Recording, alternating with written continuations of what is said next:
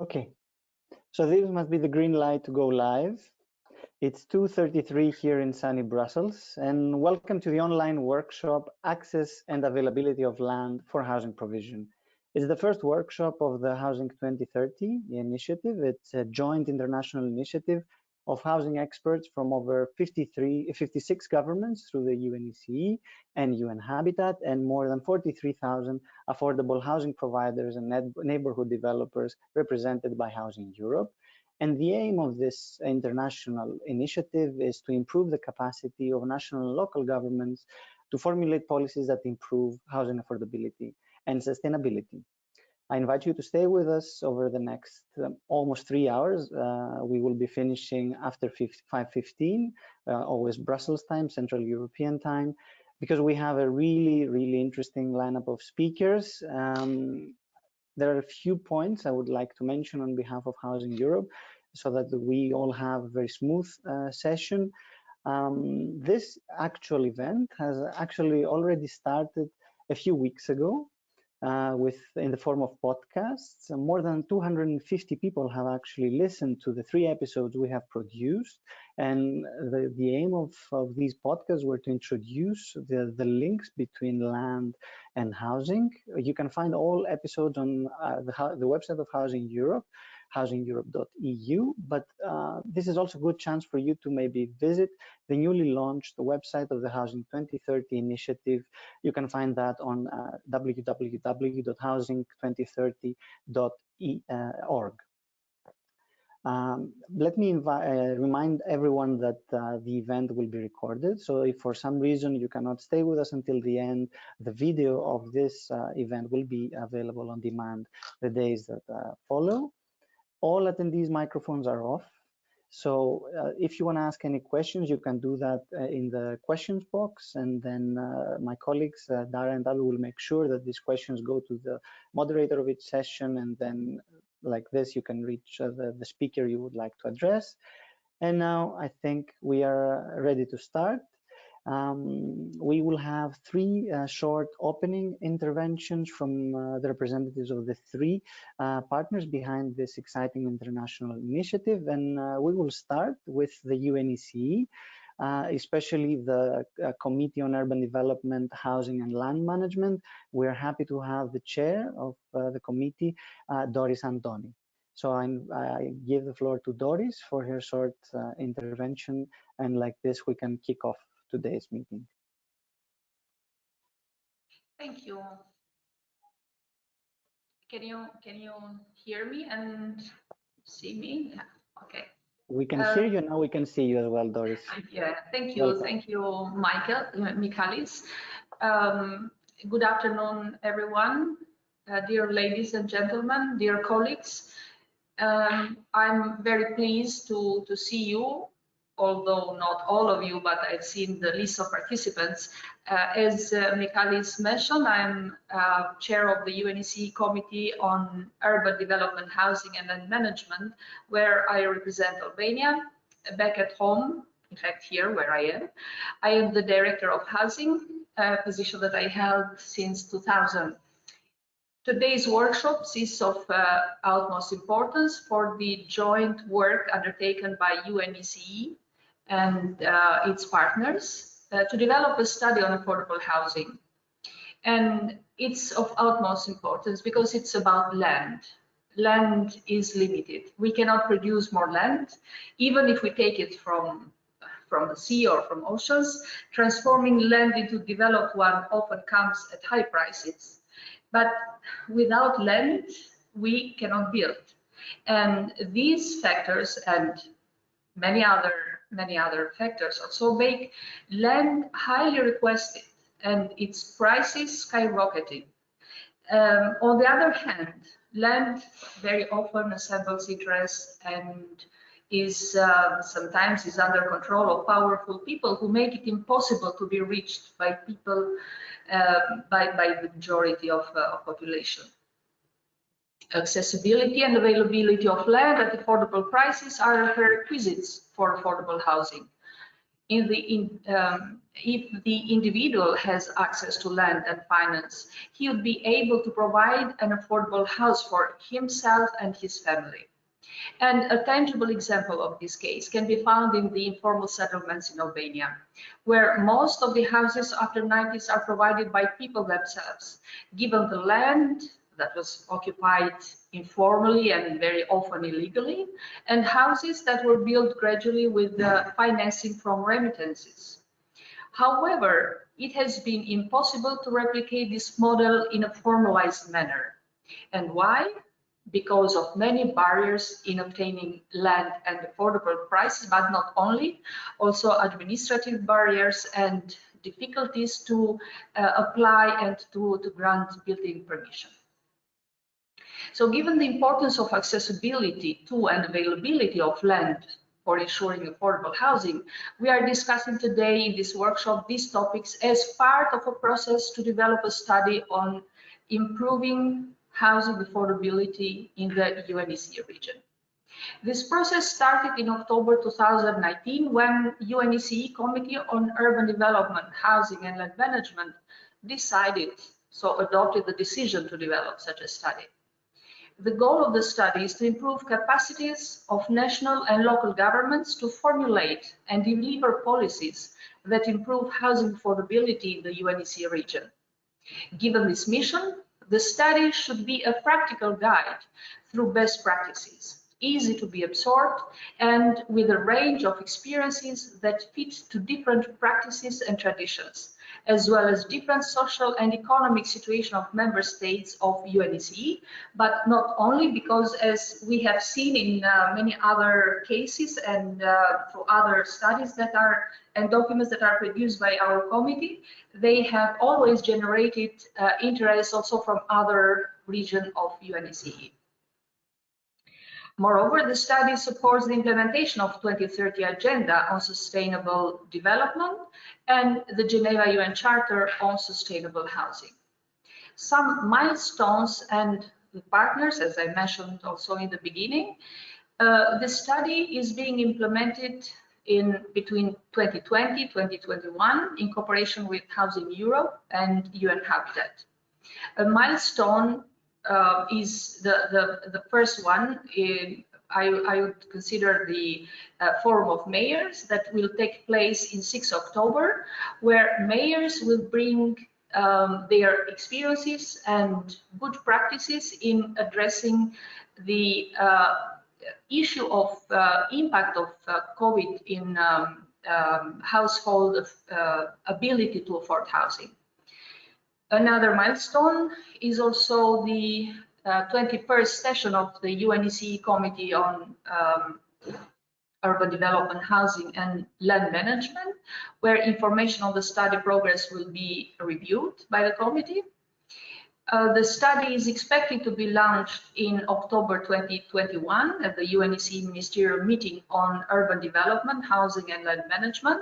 However, a number of activities are taking place in between, like this workshop, which is the first of a range of activities that will be held with a specific title, with a specific subject. The first one on land, followed then with other subjects which are related to the chapters of the study. So with this, I would like to conclude, not to take more minutes, valuable minutes from discussions on the topic, and I wish you good proceedings of the workshop.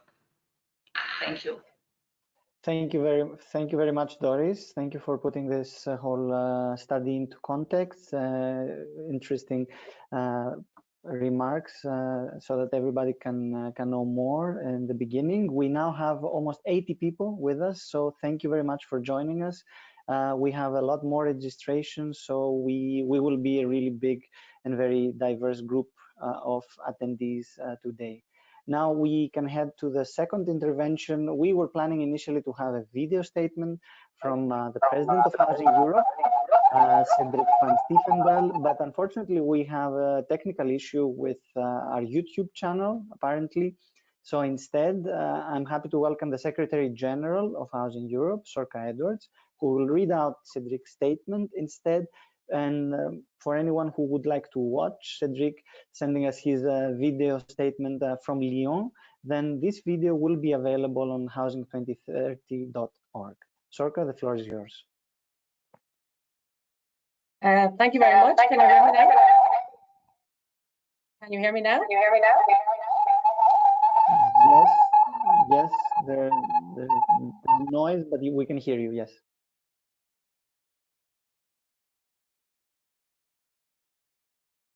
Is that now better?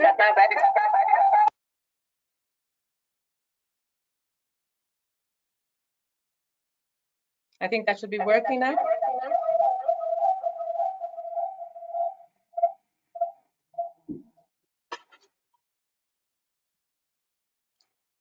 Michalis, is that fine now? It's okay. So thank you very much, Doris. I see that you've really become, all of us have become more used to this online conferencing. It's part of our normal everyday work now. Just as Michalis explained, this is really important part of our work now at Housing Europe. And I would just, on behalf of the President of Housing Europe, like to just say a few words. So it's really an honor to open this conference today on behalf of Cédric van Styvendael, President of Housing Europe. As many of you know, our membership of Housing Europe is made up of social, public, cooperative housing providers right across Europe. They provide about 25 million homes, and importantly, they're also delivering an additional approximate 200,000 homes every single year. So in this regard, I'm delighted with this partnership so that we can bring our experience and resources together with those of the UNECE Housing Land Management Committee and UN Habitat. So this Housing 2030 initiative that our three organizations embark upon together is really vitally important. The shortcomings of our housing systems have been brought to the fore, as we can all see, like never before during this current pandemic. Homelessness, poorly built housing, overcrowded housing, or otherwise inadequate housing that too many people must endure has clearly been found wanting. So prior to this COVID-19 outbreak, many governments right across the UNECE region struggled to come up with the adequate solutions to ensure that those households could put a roof over their head at an affordable price. The reasons for these affordability issues, which have hit younger and poorer households especially, are well known. But what are less known, and this is the point indeed of this project, are these potential solutions. This is really at the heart of the Housing 2030 initiative. What practical solutions have different countries and regions found to deal with the unaffordability crisis? I'm happy to hear also that the partners are coming to this project with a blank slate, without preconceptions. The policies that this project will highlight will be those which really speak for themselves in terms of measurable results and the observed benefits. And in that regard, I hope that we can uncover as well some real policy gems that may have been previously overlooked. At the same time, the project will be about providing a toolkit for policymakers rather than a blueprint. It would be really naive, and I think we all are aware of this, to believe that what works in one country can be seamlessly integrated into another. We must take account, obviously, of the very different social and economic contexts that exist if this project is to fulfill its great ambition. Indeed, I only have to look to the great diversity which exists among housing solutions, even within members of Housing Europe, to be reminded that there is no one answer when it comes to providing adequate affordable housing. However, it really doesn't mean that we cannot learn from each other. It does not mean that we cannot see something that one of our neighbours has done and find a way to adapt and implement it at home. And most importantly, it doesn't mean that even in countries which housing remains relatively easy to access, that we cannot innovate and find new ways, better ways to provide housing that help to foster strong, resilient, vibrant communities.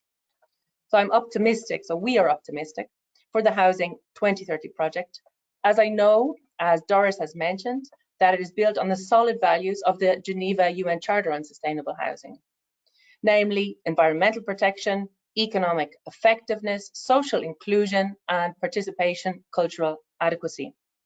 I think we can all agree that this is a really solid and good starting point for almost any project with a social objective. Remember that the Geneva Charter also includes the ambition of the UNECE region governments to ensure access to all for adequate, safe and affordable housing and basic services. This has also been the guiding light of Housing Europe members for as long as they've existed. Let us hope that through the Housing 2030 project, we, along with our partners in the UNECE and UN Habitat, can take steps to make that ambition a genuine reality. Thank you very much for your time, and I wish you a very successful conference. Thank you very much, Sorka.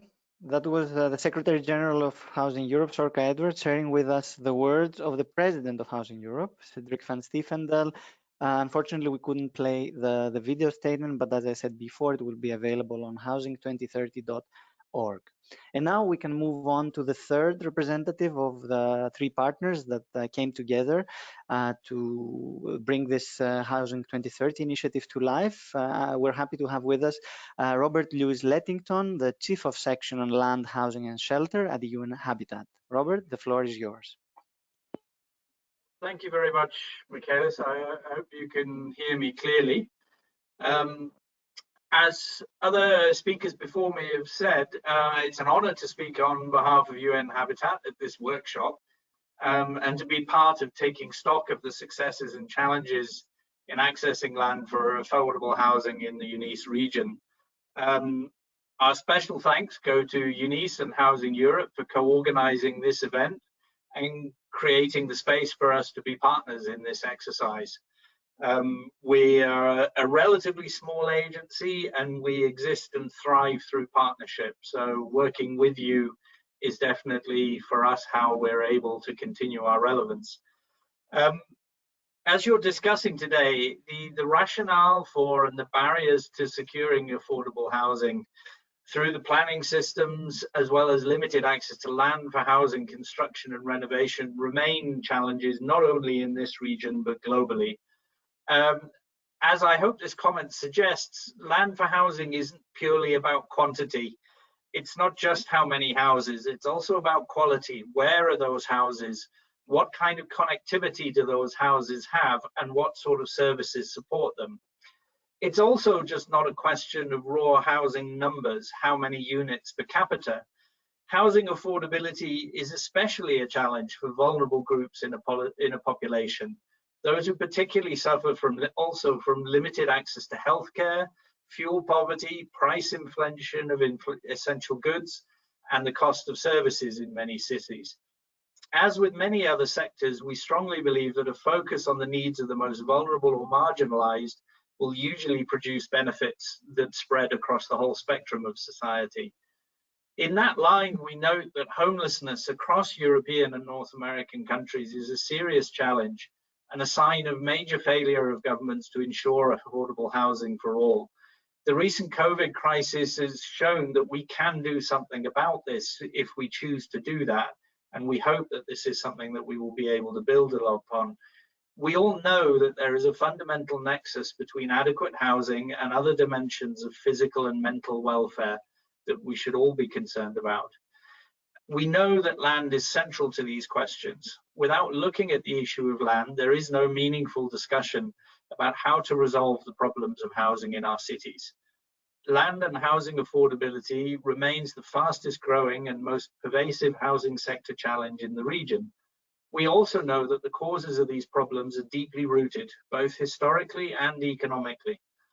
While in the majority of European and North American countries, land is relatively available on a first sight, there is a shortage of obtainable and reasonably priced land for affordable housing.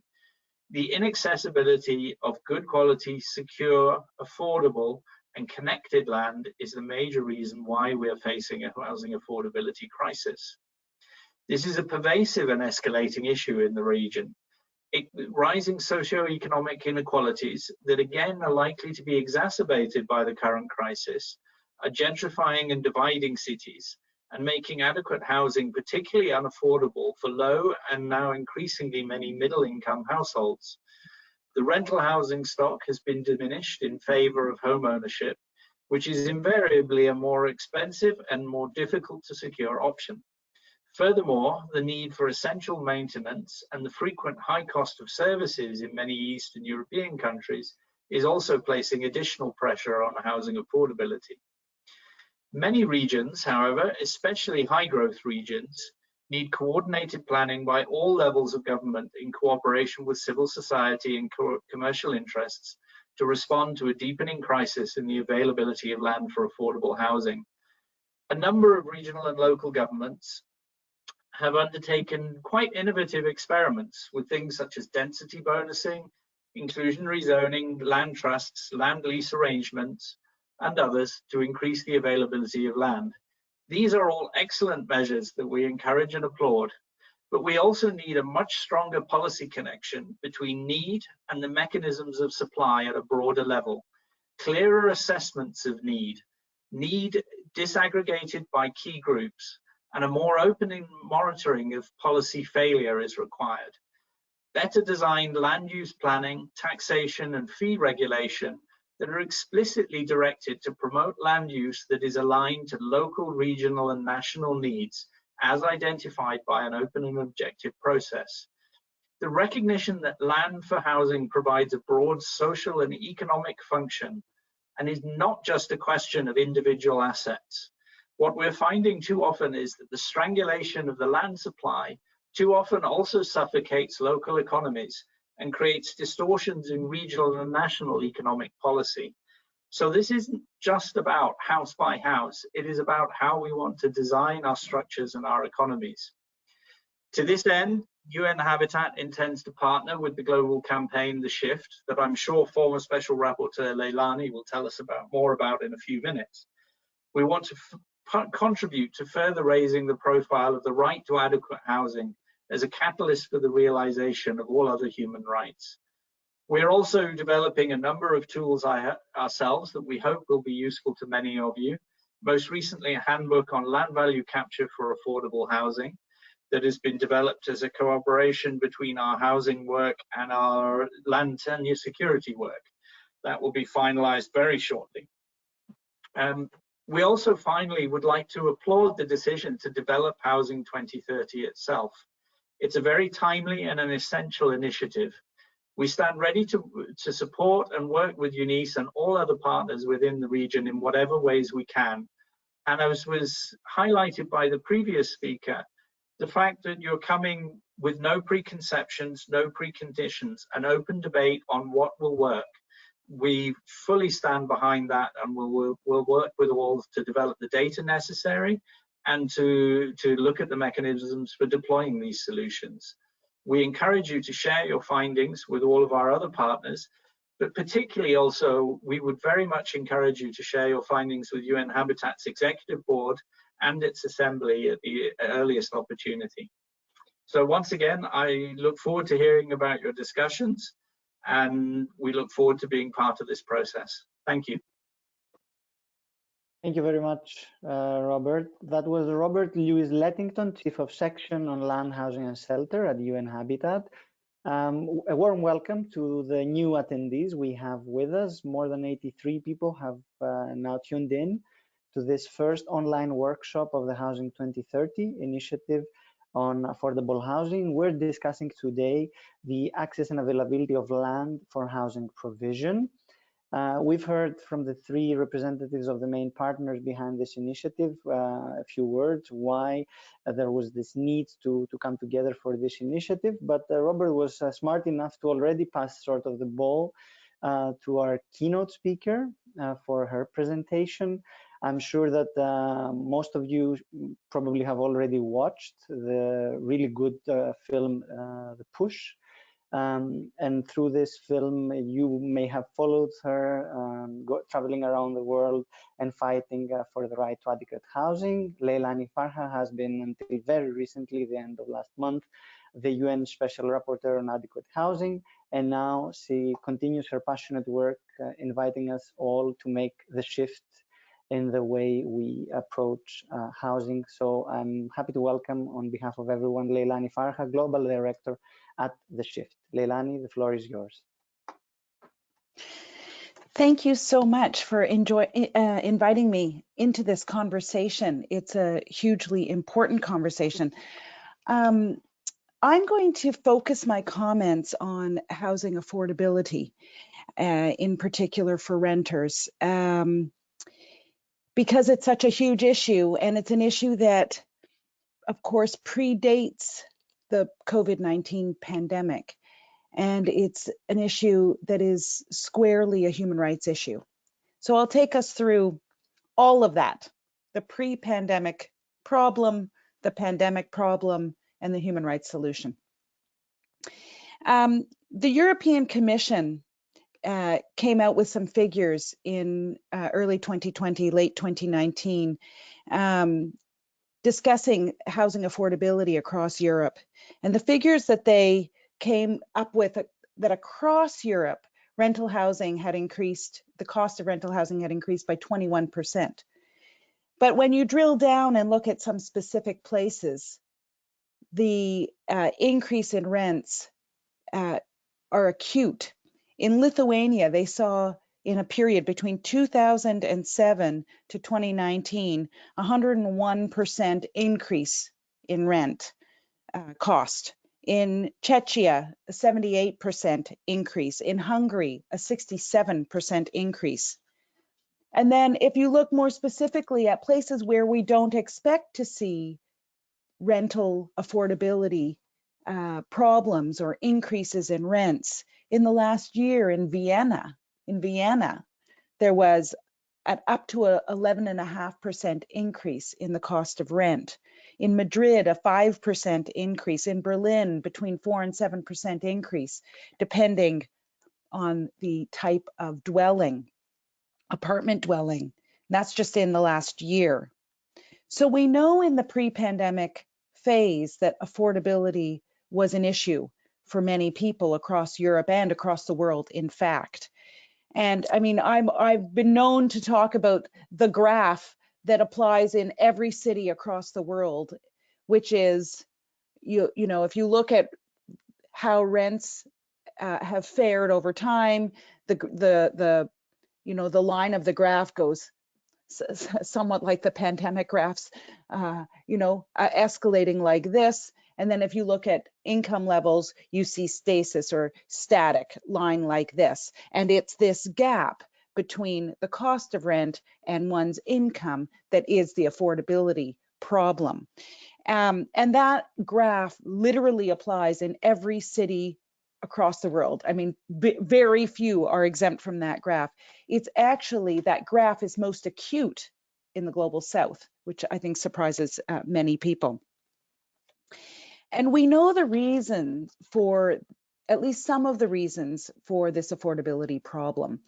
And of course, it's related to the financialization of housing and the squeezing of profits off of every square meter of land or air rights, as they say. For many cities that are grappling with the housing crisis, because the housing crisis is at the doorstep of cities and mayors in particular, many cities felt they had no choice but to sell off some of their land in order to generate more revenues to cater to the demands on cities and the demands of populations on cities, particularly in the face of migration and the migrant and refugee situation in Europe, for example. That put more squeeze on the housing market, because as you sell off more land, land becomes more scarce, and that is a justification for the escalation of land costs and rents. So, I mean, I've painted with a broad brush, but basically that's the pre-pandemic phase where we have these affordability issues across the world and certainly affecting the countries in UNECE. So then when the global pandemic hits, of course, with incredible unemployment and underemployment as the result, and the immediate result because of the stay home policy requiring people to not work unless they were engaged in essential services for months, 1 or 2 months, what we see is that people are hardly able to afford their rents. The Barcelona Tenants Union, for example, says that 1.5 million people are not able to pay their rent for their homes or for commercial premises and offices. In the United Kingdom, 25% of tenants are saying that they're not sure that they'll be able to pay their rent in the next month or so. The numbers are staggering. I've only given 2 examples, but everywhere people are suffering and unable to pay their rent or worried that they won't be able to pay their rent. What I have found so alarming, I suppose, is that it only took 2 months of unemployment or underemployment before people started to feel real housing precarity, where they felt that they may not be able to pay their rent. That shows you the edge that people were living on, the month by month existence that so many families and households and individuals are living by, which is very alarming indeed.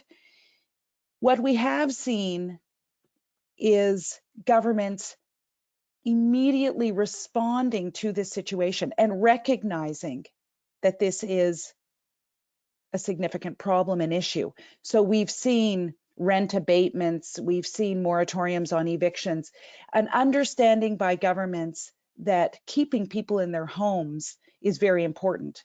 And hopefully they understand that it's very important, not just in terms of the spread of the pandemic, but that it's also important for human security and human life. And that gets me to why affordability is so important. It is a fundamental element of the human right to housing.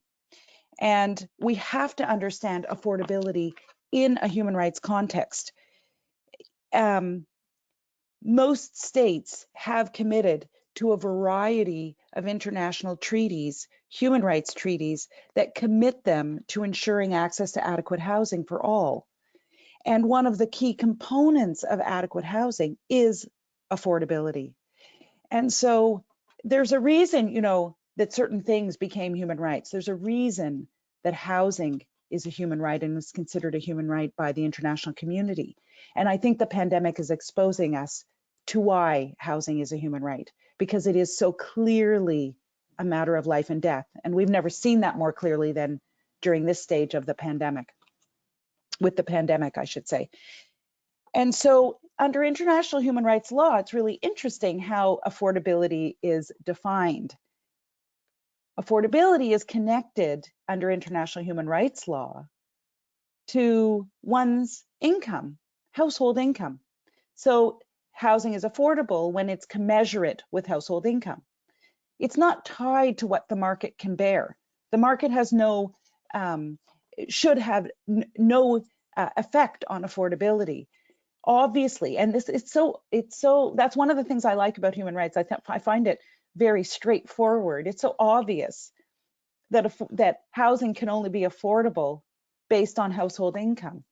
And so when rents are escalating and when financial investors ensure that rents are escalating as part of their business model, that has nothing to do with the human right to housing. That in fact challenges the human right to housing, because household incomes are not increasing at the rate in which housing providers would like rents to increase. So affordability is a key component of the human right to housing, as I said. And of course, these are legal obligations that states have undertaken. And they're also political commitments, because most states have committed to the Sustainable Development Goals. And access to affordable housing is part of the Sustainable Development Goals, Goal 11 in particular, in Target 11.1. And so these are not to be taken lightly. These are legal obligations and political commitments. And,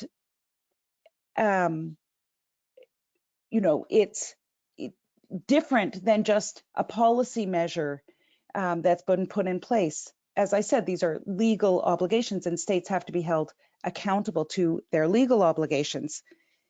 So I think the pandemic provides us with a really interesting and essential moment to challenge what's happened with the affordability of housing. I actually feel that we need to ask ourselves some provocative questions, like what is the value of property right now when millions of people have little to no income and can't afford to pay the rent at the levels that they've been set? So what does that mean in terms of market value when there is no market at that value? Does it mean that we don't have a moment to correct for the overinflation of the value of land, property, and housing? Could states start enacting measures to ensure that households are never paying more than 30% of their household income on rent, or approximately 30%? Is this a moment for states who have already shown that they are willing to re-enter the housing sector? Is this a moment for states to flex some housing muscle and return us to a place where housing is valued as a social good and where housing is understood as home rather than a capital asset or a way to leverage capital or a place to park capital? I can't, I've heard financial investors say things like, this is a once in a generation opportunity to start buying distressed assets and eventually make a profit. Well, I think this is a once in a generation opportunity to return us to an understanding, to shift us back to an understanding of housing as home and housing as a human right. It's for that reason that I have started the global movement, the shift, to get us back to that place. I hardly expected that on the eve of my departure as rapporteur and my assuming the role as global director of the shift, that I would be presented and that the world would be presented with this moment in time where we could actually really shift things back in the right direction. Thank you. Thank you very much, Leilani. It's indeed very alarming how fragile our housing systems are. And I really like also what a friend tweeted the other day, that actually we cannot afford to lose another crisis to make the shift in housing policy. And I can only second what you said, that we really have to start respecting our legal obligations, respecting affordability as a key component of the human right to housing. And we can also invite everyone to visit the website of the shift, the global movement to secure the human right to housing.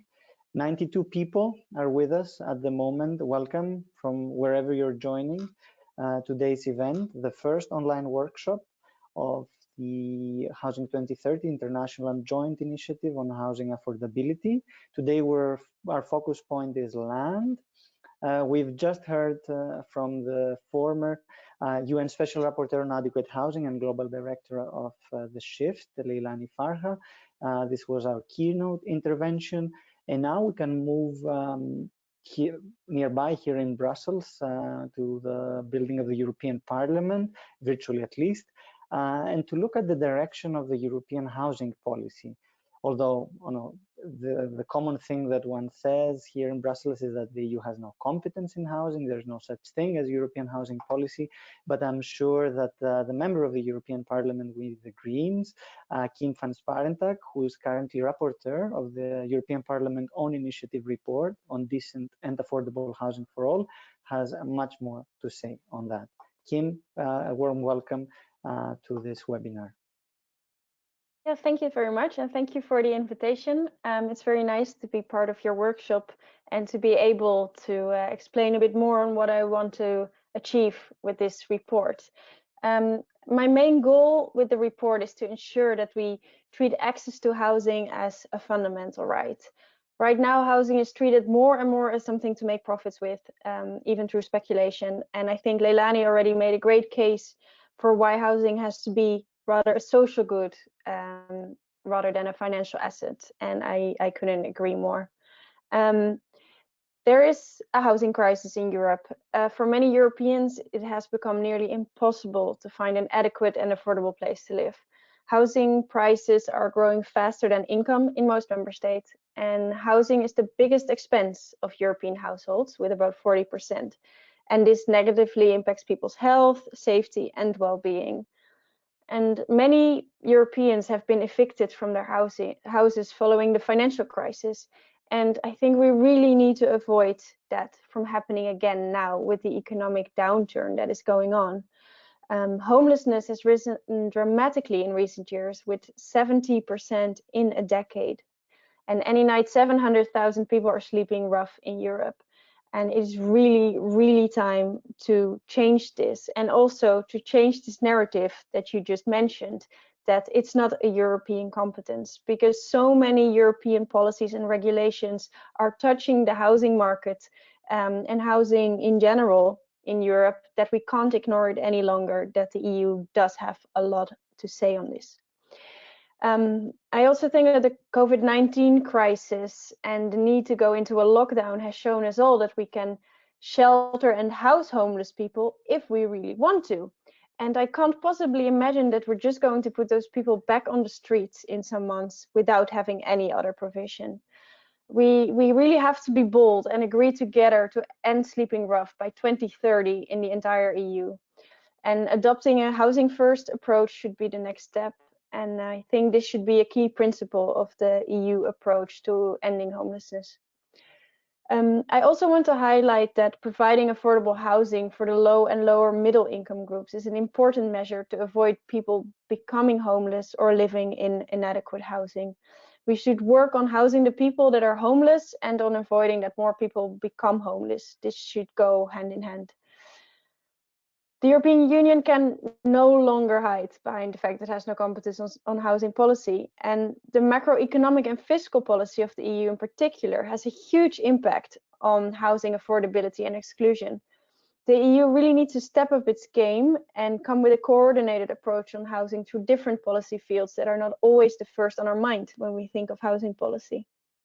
For example, the European semester now acknowledges more that there are affordability issues in many countries, and the country reports even identify gaps in investments in social housing. And we really need to continue in this direction. We also need to change the state aid regulations that limit member states in developing more social housing. And this is a point that we have often discussed already, I think, with many people that are here today. Being able to afford a roof over your head has been a problem for people at the risk of poverty and other excluded groups longer than today. The fact that there is a social, cooperative and public housing sector in the first place testifies to this. It's important that they can continue to play their role. And I believe more housing should be in public hands to solve this crisis. That's why EU investment through the EIB and EU budget should be an important element of the recovery plans. We need public investment in key public services, and the construction sector is an important employer. So this investment is helping solve the affordability crisis, will create jobs, and will help relaunch the economy in a sustainable direction. And talking about sustainability, we also need to make sure that the Green Deal as a central element of the recovery plan is a social deal. And it's very good to see that social housing has been, since the announcement of the Commission's plans, in the focus of the renovation wave. I think it really should be rolled out in such a way that climate neutrality, job creation, and economic kickstart are combined with tackling energy poverty and improving housing conditions of those people living in inadequate housing. And planning this renovation wave at a large scale holds the risk of becoming a renovation wave. And I think we're all very aware of, this real risk that there is. But we should avoid this by ensuring it is cost neutral for tenants and tenants being on board with the project. And I really think that this can become a flagship project of what is a socially just transition to a climate neutral economy. And not returning back to business as usual also means that we need to think different about the role of our cities, of public space, and of how the housing market works. Financialization of housing is putting housing prices under pressure in the entire market. When housing and land become a commodity at the hand of international investment groups, it also becomes a lot more expensive for cities to develop land for social housing, for instance. And cities and other levels of government really need to rethink how they go about urban development. Selling to the highest bidder, or will we take other criteria and the community into account? And with COVID, the short-term rental businesses have come to a halt. And I really hope that not all these apartments will go back to being rented through platforms like Airbnb and Booking. In Amsterdam, for instance, we see that since COVID-19, a lot more apartments become available for long-term rental. Cities need to be able to regulate this short-term rental sector, and it's something I will address in this report, as well as in my work in the Internal Market Committee on digital policy. And in general, I think that we now see that, you know, shelter in place has been the order, and people see that having a roof over your head is a fundamental need to actually be safe in our societies. And I really hope that governments will continue seeing it as a fundamental right as well. Thank you.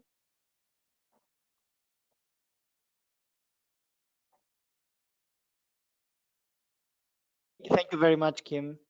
Let's hope indeed that the EU will step up its game in housing, as you said. That was Kim van Sparentak, a member of the European Parliament with the Greens and currently rapporteur of the own initiative report on decent and affordable housing for all. We're almost 100 people today here for this online workshop for the Housing 2030 initiative. We already have many important takeaways, I would say, from both Leilani and Kim. We invite you to share yours as well on Twitter. Feel free to tweet using the hashtag of the whole initiative, but of today's event as well, hashtag Housing 2030. We would like to hear from you also on social media. Now it's time to conclude the first part of today's event by setting the stage for what will follow shortly, but also until the end of this year and in 2021. We're about to set the stage on affordable housing and introduction of the study objectives, but also of the planned activities. Doris has also mentioned a few points in the very beginning, but we now have the best people with us to do that. We have the two co-chairs of the Housing 2030 initiative, Elena Szolgayova and David Orr. I would like to first give the floor to Elena, the first of our co-chairs, to make a first introduction of the study objectives and planned activities. Elena, the floor is yours. Thank you very much. And good afternoon to everybody, all the invisible partners in the room, in the virtual room around us. I used to be the chair of the committee, what Doris is today. And the committee, actually, for information, because it is not clear for many of you in the audience probably, this is part of the UN system, UN Economic Commission for Europe, which covers 56 countries across broad the European region, including also North America and Central Asia. And the committee and UNECE actually brings together representatives of governments. And the representatives of governments actually are discussing the issues of affordability of housing for years, but always only on the national level. Last year, for the first time, we introduced also participation of mayors. It means of local level, because the local level really is the place where the things happen. And then it continues with a very fruitful, I believe, cooperation with Housing Europe, because these are the organizations who really do the work in affordable housing, the providers. And so we decided to really join, to create a joint initiative, which should bring really the messages, not only for those who believe, it means for people who run around housing across Europe, but also for policymakers on a higher level, in Brussels, in Moscow, in New York, in Washington, to really listen to the voices who pray for affordable housing for everybody, because this is the base for a livable society, for communities which can really bring people who are motivated and who are willing to work and contribute. So it's not just the question of affordable housing per se, but it is also of the broader setting of societal perception of importance of housing. And I'm not going to repeat words which were said by Elena and by previous speakers, that COVID crisis actually really showed us very strongly how important it is to have the home, not only the place to live.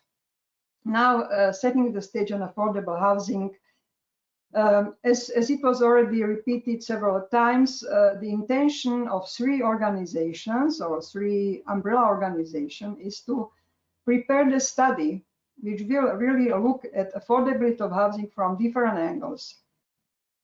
We'll describe the challenges and existing policy instruments for improving housing affordability in the whole region, as I described it. The other purpose is really to facilitate exchange and dissemination of best practices. You know, the best practice is a sort of buzzword, but it really can be very inspiring. I personally served 16 years as Director General in National Administration in Slovakia, responsible for housing. And I know from our own national experience how important it is to have the access to already elaborated and functional models which can be inspiration. It never is possible to bring one thing which works somewhere one-to-one to own local circumstances. But it is definitely well worth to have the good practices and inspiration and to see how different approaches can help improve the situation in country, in the city, or in the region. And then the objective of the study is also to identify needs of policymakers. So it also will bring the new challenges, which are the post-COVID and also post-financial crisis challenges in affordable housing. The study will explore 4 topics because we all agree that these 4 are actually crucial for approaching the issue of affordable housing. It means the housing governance and regulation, access to finance and funding, access and availability of land for housing construction. This is what we are focusing today on, and climate neutral housing construction and renovation. The next slide shows who are the groups represented by this initiative. As described, this is UNECE, it means the Economic Commission for Europe, 56 countries, intergovernmental body. Housing Europe as the umbrella organization of housing providers, affordable housing providers of all kinds across Europe, and UN Habitat as the global organization dealing with urban development and housing. A group of experts is drafting the report, and the group is led by Dr. Julie Lawson, who will speak later on.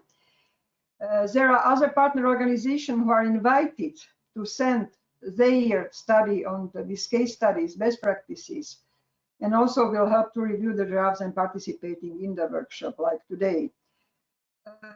We are 2 co-chairs leading this study during the period of this and next year, and it is a great honor both for me as the previous chair of the UNECE Committee on Urban Development, Housing and Land Management, and David Orr, who will speak after me, to be in this position to follow and to really contribute with our own experiences and long historic memory, I would say. And the study has also the steering committee, which consists of the representatives of national, local governments and housing providers. So that's from me, and I hope that we will meet on several next meetings. Thank you.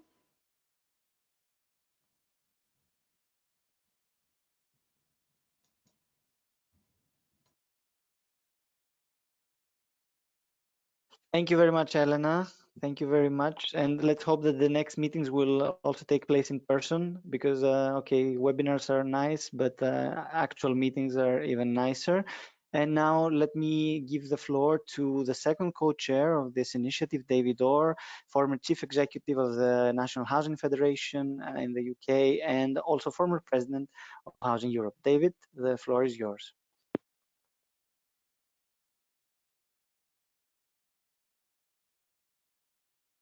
Many thanks, Michalis.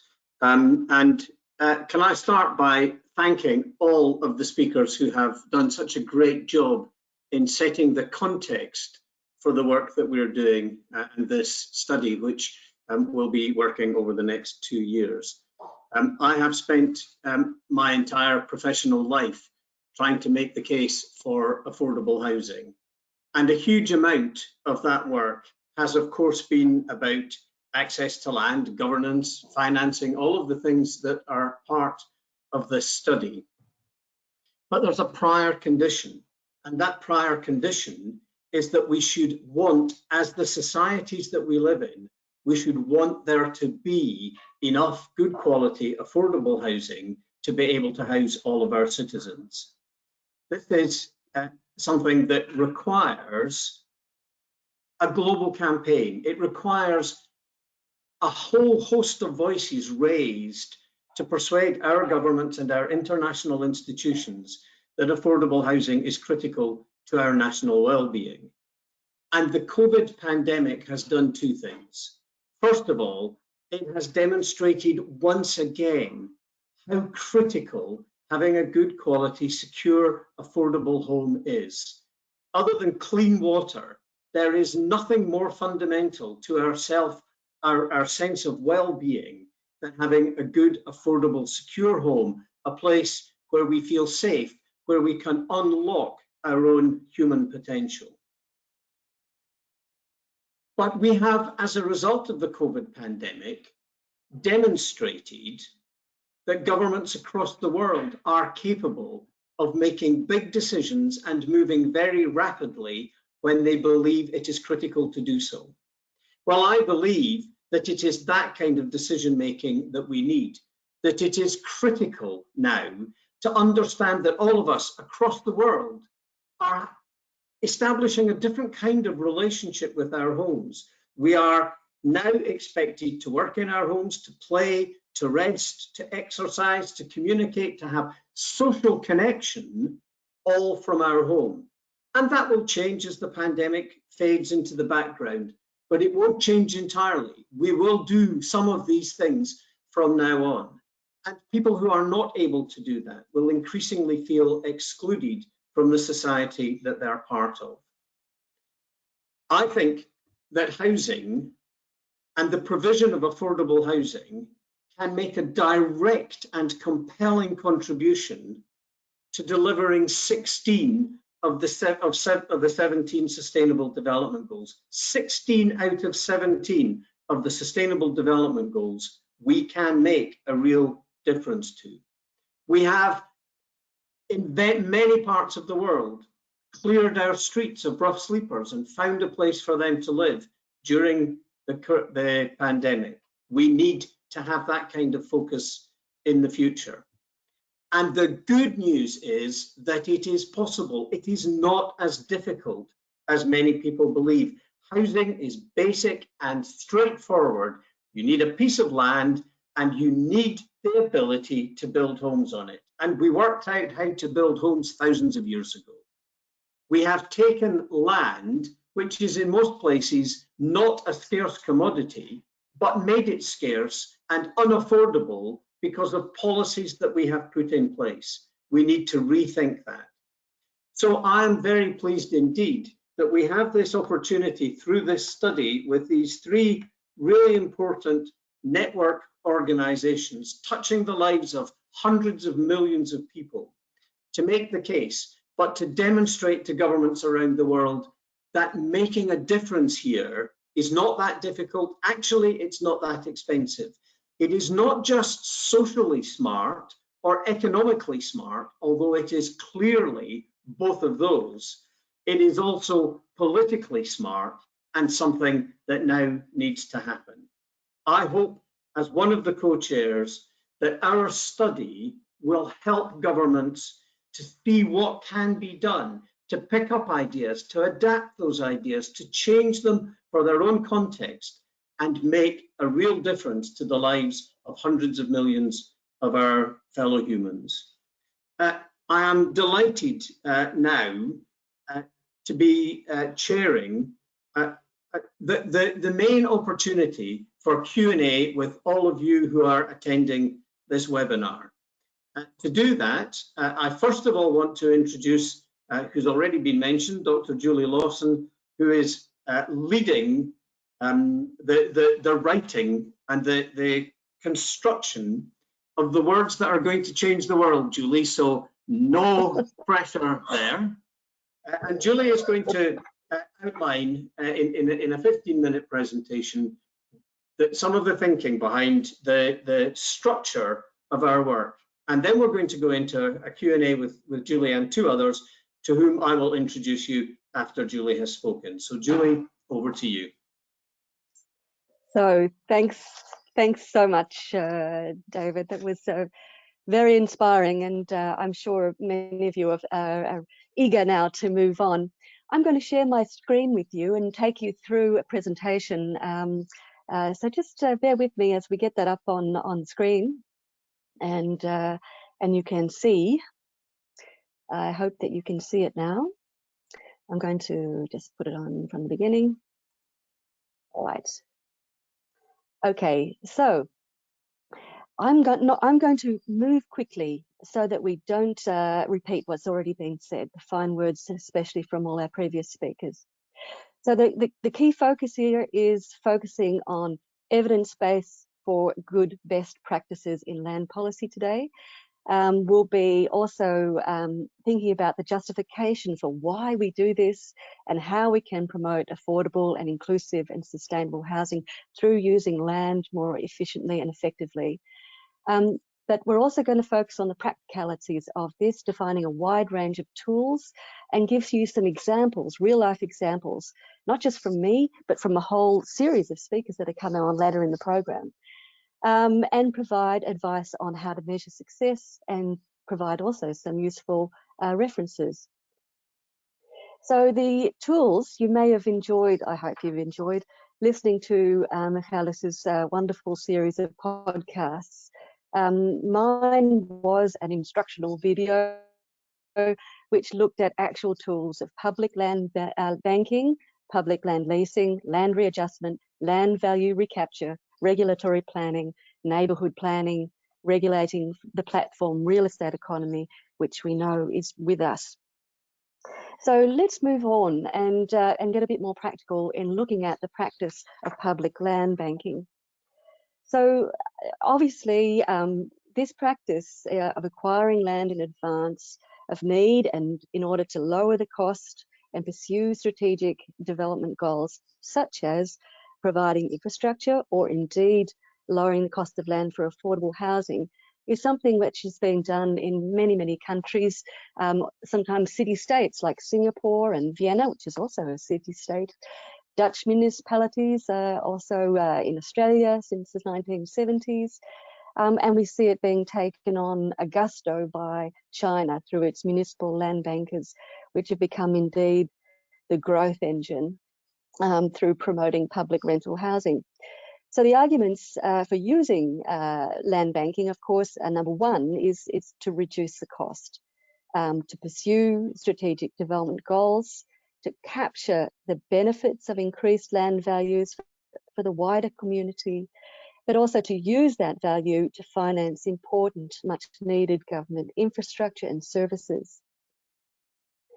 It's important also to get things moving to ensure the redevelopment of derelict land that might be impeding further or good development, and to ensure that this occurs in a timely way.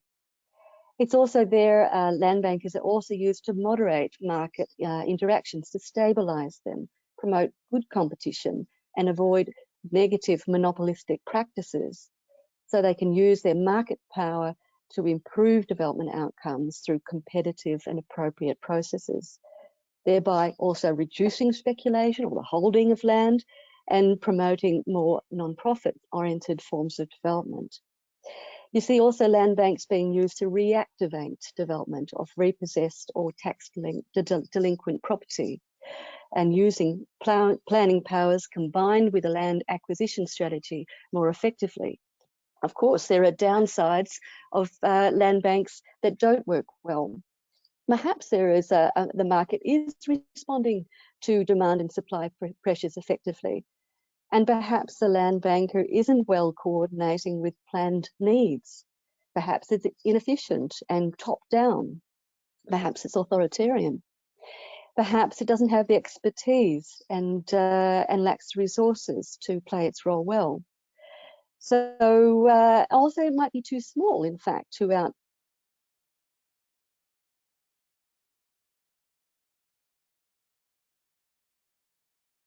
that we hear about successful land bank models. For example, Woonfond, we're going to be hearing that from that about that later. And another city-state, of course, is the nation of Singapore. Singapore has a land acquisition and reclamation policy, which has been the key plank of promoting social harmony, quality living environments, and affordable inclusive housing. Indeed, in Singapore, almost 80% of all households can thank the efforts of its land banking efforts for their secure homes. And Singapore's approach to land banking has been an inspiration also to countries around it, indeed China, inspiring very large land value recapture and public housing programs there, which are often referred to as a sort of growth machine. And in the past, we've seen countries like the Netherlands use its municipal land bankers to strongly influence the market segments that were to be delivered. Their role has been weakened since the 1990s, and some researchers say that it's therefore been less effective in steering affordable supply outcomes today. In fact, sadly, the Netherlands has a shortage of almost 300,000 dwellings, which is unthinkable before the 90s. So I've just moved on now, as we must, to look at public land leasing, which is a little bit like the role, of course, in public land banking, and land they also can lease that land to steer its better use, applying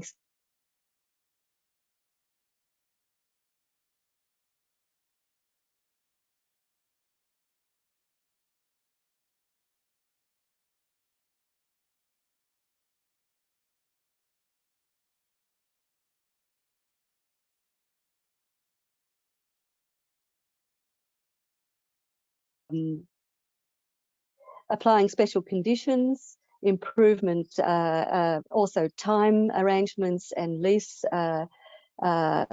rates, which are very important to making particular development outcomes feasible. Of course, land costs are a very large share of overall development costs. So the city of Helsinki has adopted a policy of land leasing to ensure a balanced mix of housing across its city.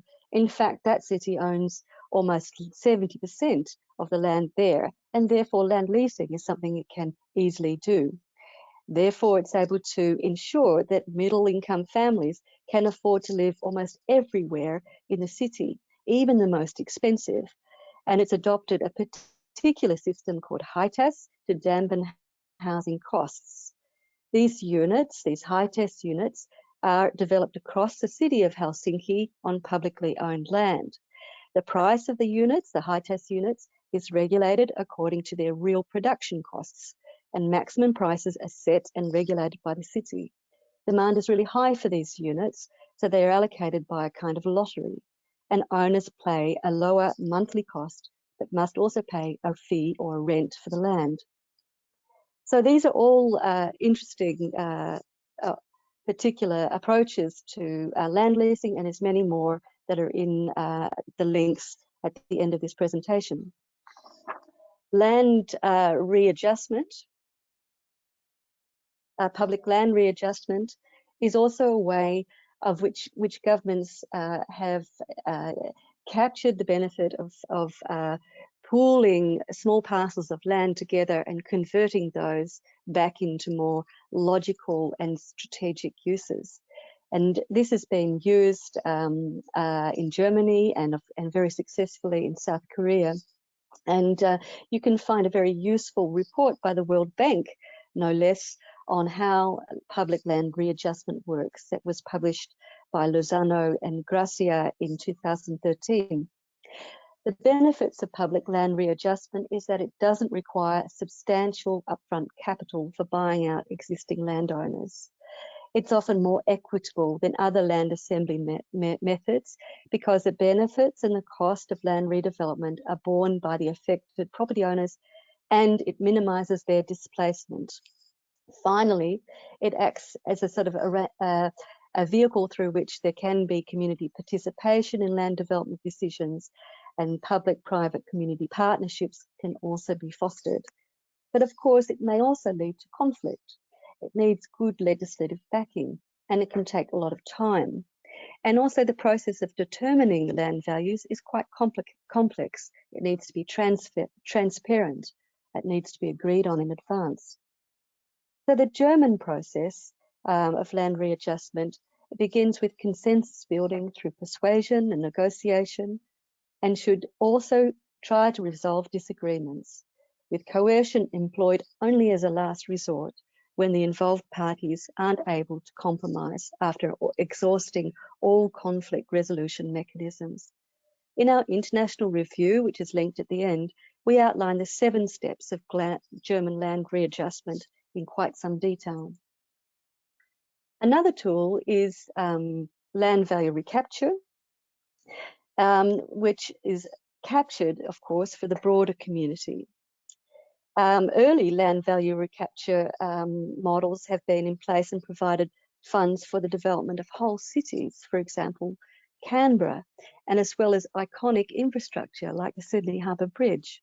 And more recently, we see land value capture being seen as a very important mechanism for securing resources in existing cities through densification in the absence of adequate public investment.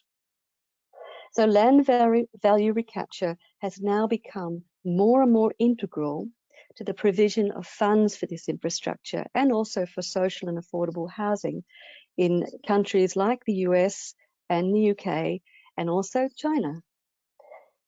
We'll hear from the UK initiatives later, so I thought you might be interested to hear a bit more about China.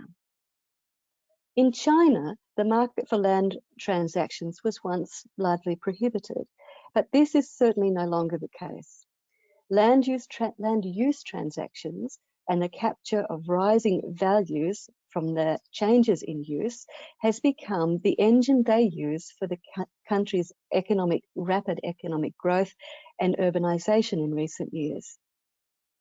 The most important reform was around about 1998 under the Land Management Law, which enabled local governments to sell use rights over land in their jurisdictions.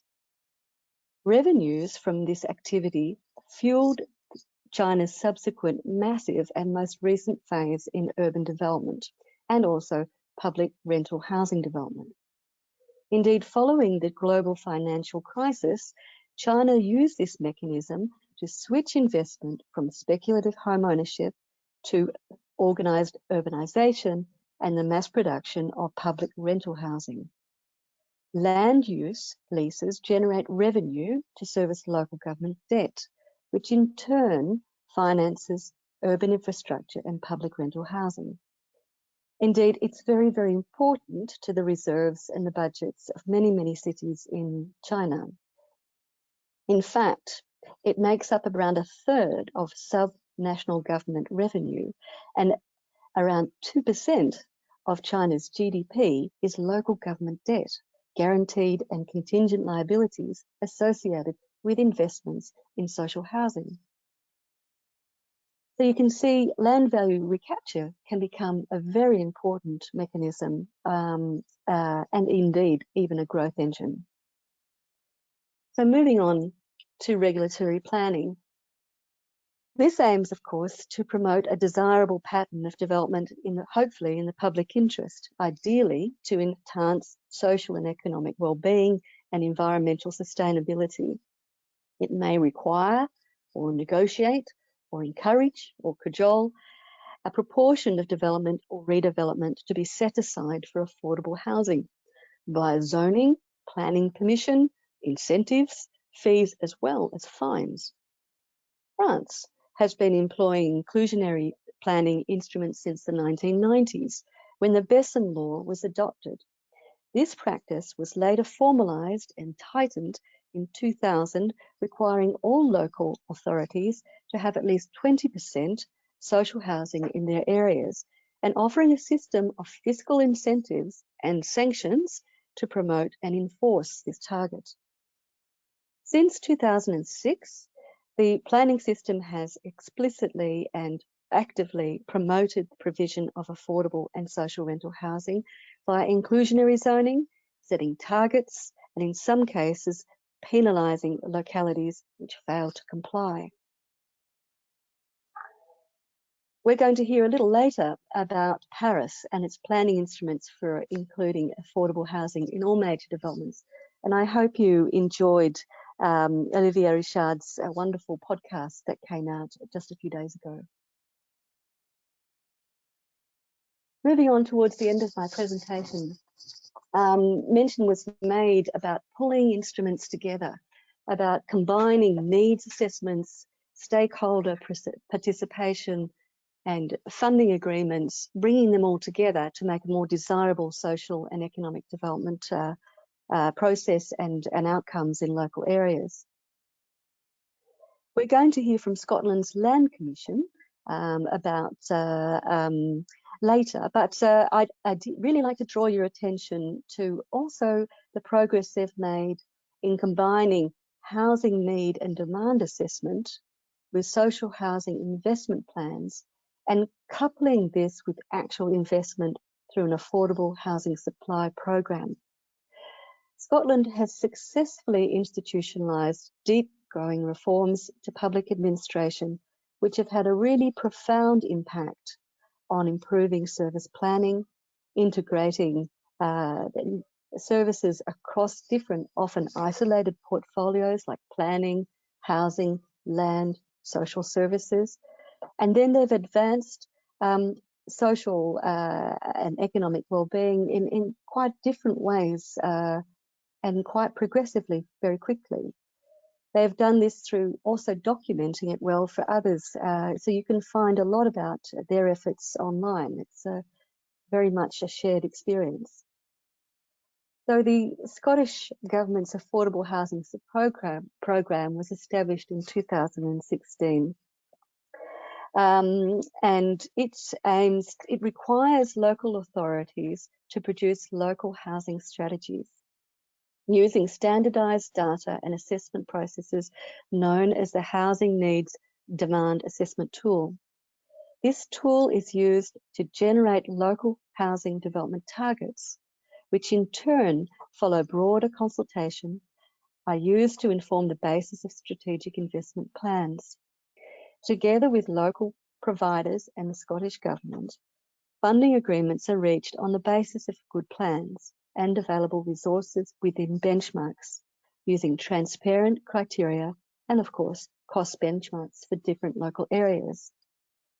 Through the Affordable Housing Supply Programme, the Scottish Government has allocated £3 billion to produce a considerable 50,000 affordable dwellings, of which 70,000 are social housing between 2016 and 2021, using a bottom-up resource planning approach guided by local housing strategies and their social housing investment plans.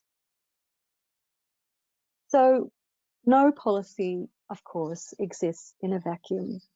and increasingly our world has become global.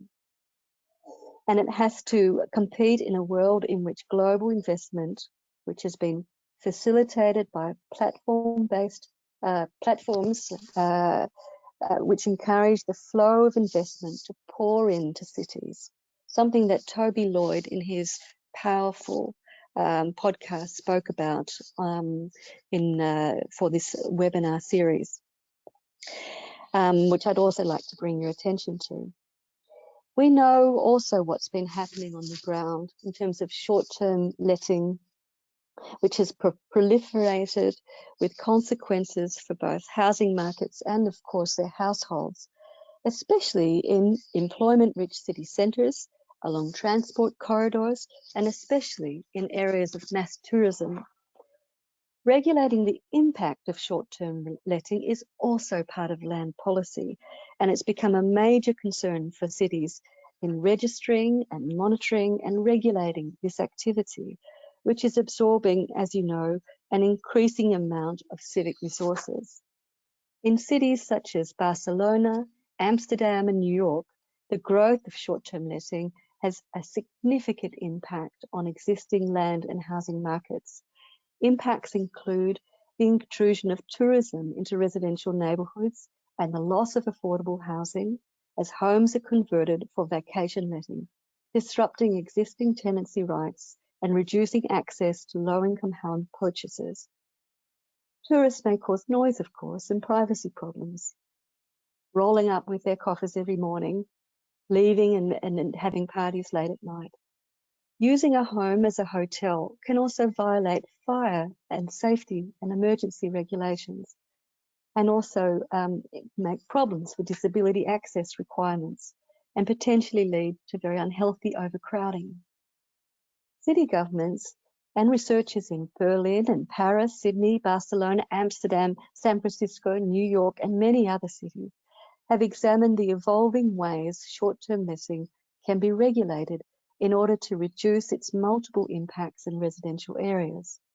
Likewise, of course, corporate giants such as Airbnb seek to influence the public policy of these governments and limit regulation in this area.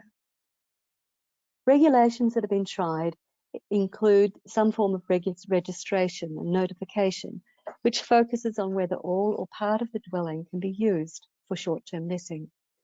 It may also specify the duration or number of nights that a dwelling can be used, and also the taxes that need to be paid, and perhaps any fines for unauthorised use. There are also cities like Portland, Oregon, which designate areas where short-term letting cannot occur, and that some cities such as Amsterdam have imposed very significant taxes and sometimes prohibit subletting too. Another global financial innovation accelerating the real estate economy has been real estate investment trusts. These emerged in the 1960s and have since spread across the globe. Investors turn homes into tradable assets through real estate investment trusts, purchasing undervalued assets such as those in mortgage default and low rent social housing, which may have been privatised, which they view as having growth potential. Through mortgage defaults and privatisation of social housing, investment funds such as REITs, like Vonovia and Blackstone, have expanded to become significant managers of residential real property across the United States and Europe.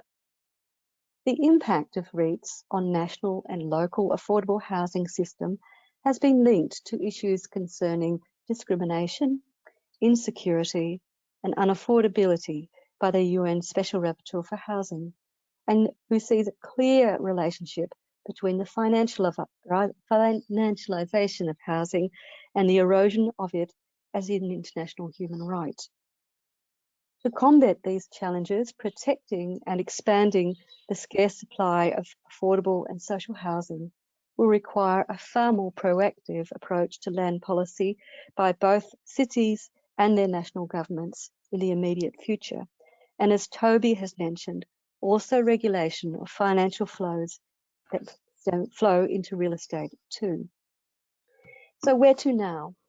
Land policy is definitely part of the solution to addressing affordability. Julie, yes. we're getting quite tight on time, so it would be great if you could round up your extremely rich and full presentation. Thanks very much. I'm on the last slide. Okay. Land policy is a solution. We need to build expertise and policy capacity, adopting and refining useful tools. And we need to have a clear direction for land policy with regards to its role in affordable and sustainable housing. Also, promoting transparency and good progress requires monitoring with the community and civic engagement. So thank you for listening, and I'm sorry I took so long. And I look forward to your involvement in the Q&A and also in the future of the project. Thank you. Julie, thanks for that. That was a terrific presentation, and it demonstrated, I think, very clearly what a huge range of ideas and strategies there are around the world that we can all pick up and learn from and adapt to our own context. We have two other people who are about to join our Q&A session. You will, I hope, have heard them along with Julie doing the podcasts that Michalis has organised over the last 2 or 3 weeks. Really excellent podcasts. I am now going to invite to join the panel Toby Lloyd and Olivier Richard, and I'm going to ask both of them to do a very brief introduction to themselves and to their work, and then we will go to a question and answer session. If you have a question that you would like to ask, please use the question box on your screen. And actually, if you have a comment that you'd like to make rather than a question, please also use the chat facility so that we can capture comments and ideas that any of you have. But particularly, use the question box so that we can have a proper Q&A with our three expert panelists. And don't be shy. We clearly want as many questions as we possibly can. I can see Olivier and I can see Julie. I can't yet see Toby. So I think I'll go to Olivier. Welcome, and Olivier, we would be very pleased for you to introduce yourself and your work, and then we'll move to the Q&A. Okay, thank you for your invitation. I'm very glad to be here and to hearing so interesting things. So my name is Olivier Richard, and I am a geographer, and I do work at APUR, which is the Paris Urban Planning Agency. So I'm not sure that you know what is a urban planning agency in the French way. So I'm not the city of Paris. So I'm working in a not-profit organization, but which on its board has only public members. And in APUR, we have a bit more than 20 public members, of which the city of Paris, of which the Greater Paris Metropolis, and some other public authorities and technical syndicates. So our aim is to work over Paris at two scales. So the city of Paris scales, because the city of Paris is the heart of the Parisian metropolis. It's small, it's 2.2 million inhabitants. It's 100 square kilometers, etc. And at the other scale, we are also working on the metropolitan scale, which is a bit bigger, which is not the whole agglomeration, but a big part of that. And so we are working for our members of the cities, the public authorities, just to help them to draw their urban planning documents and to think also about prospective issues, and also to be a kind of platform to where everybody which is working over the city can speak together. So yeah, and so I do work about housing, but also about environmental issues, and I'm also leading the international activities we have. Thank you, that's great. And Toby, welcome. Thank you for contributing to the podcast and for your contribution today. How would you like to introduce yourself?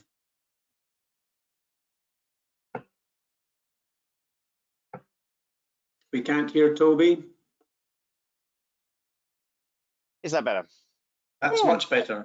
Excellent. I'm a housing policy practitioner. I've spent my career working in the public, private and voluntary sector on pretty much all aspects of housing policy, but particularly focusing on housing development and affordable housing.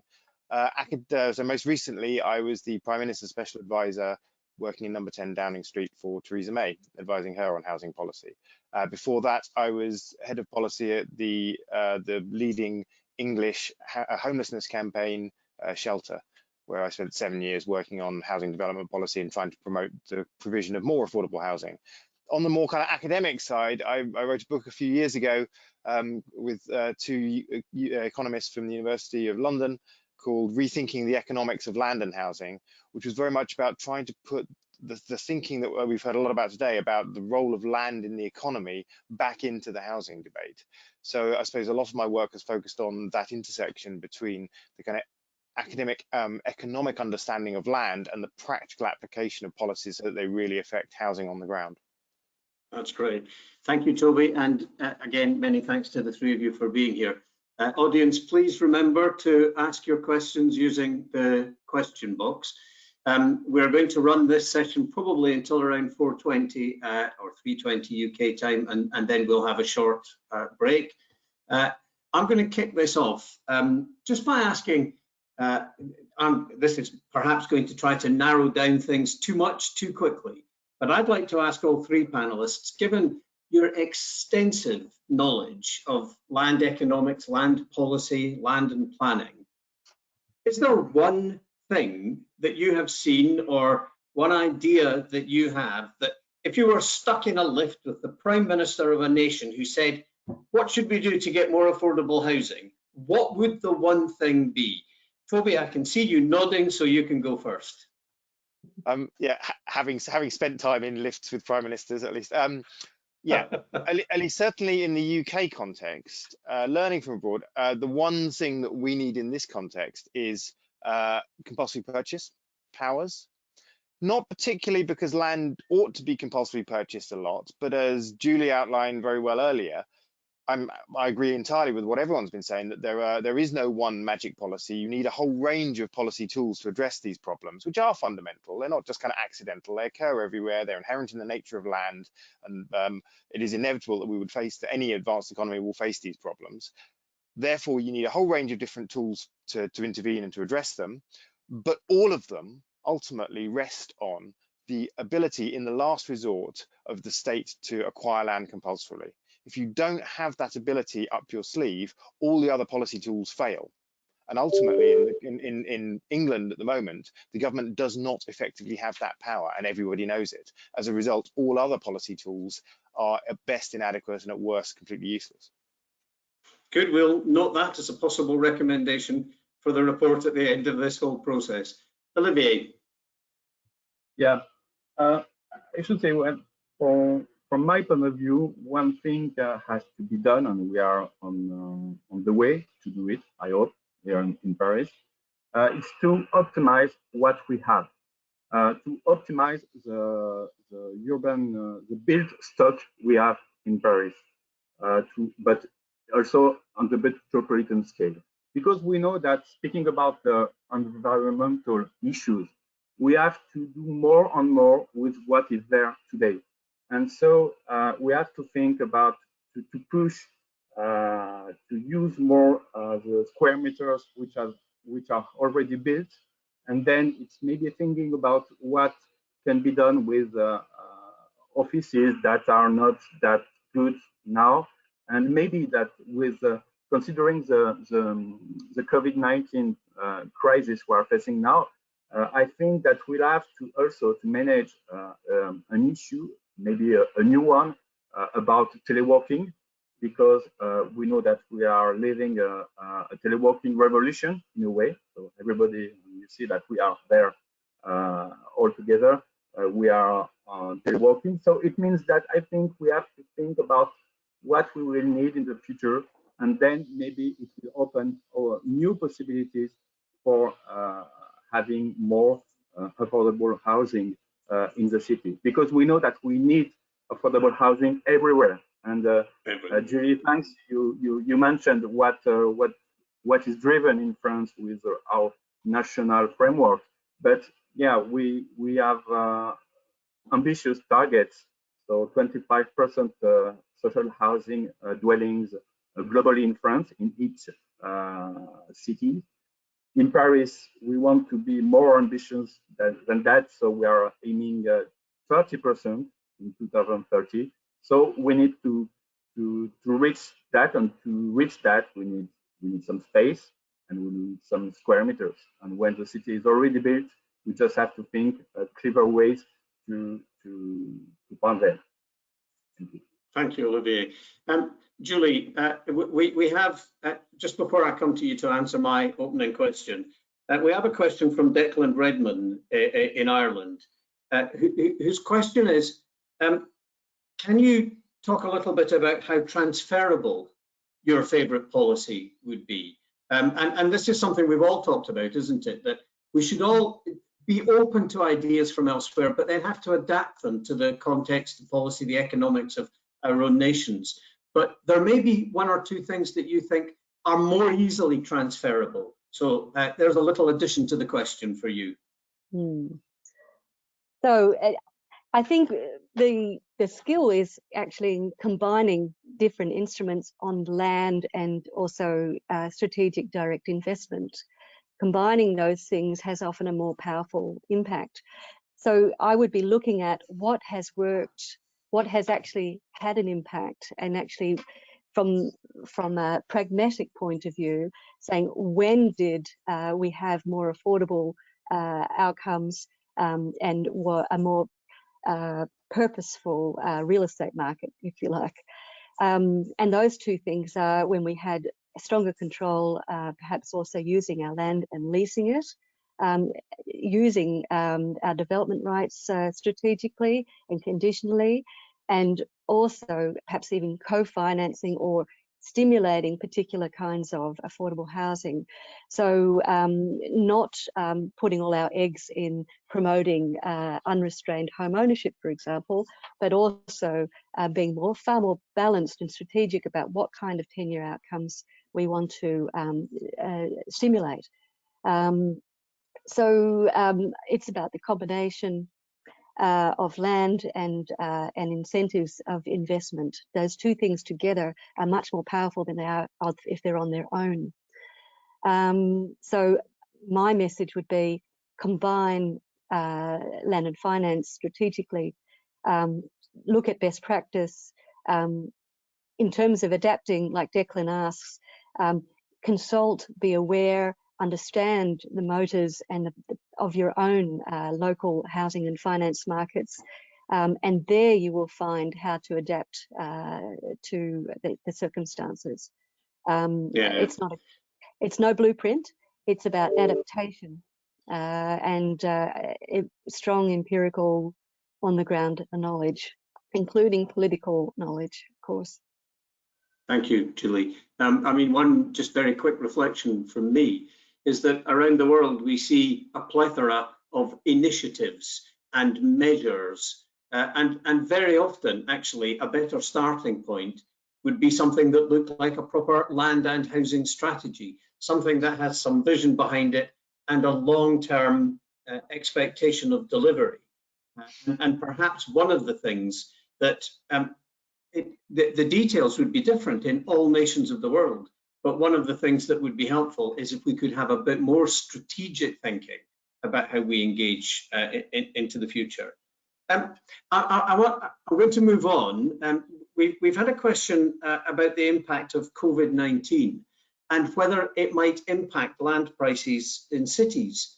Is it possible that some people who live in cities to be near to an office might think, well, we can live in the countryside and do the work just as well because we don't have to go to the office any longer, as many of us have found over the last 8 weeks. Olivier?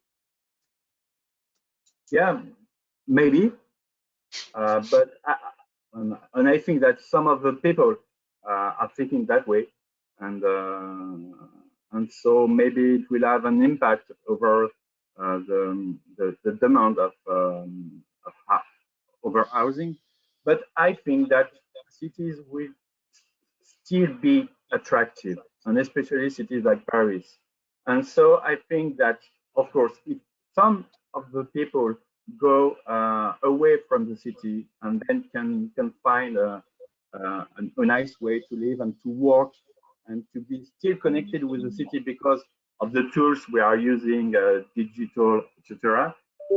Yeah, it's a way, and it goes always in this sense to optimize what is there, because I think that we have a lot of empty square meters outside cities, and if we can mobilize that, why not?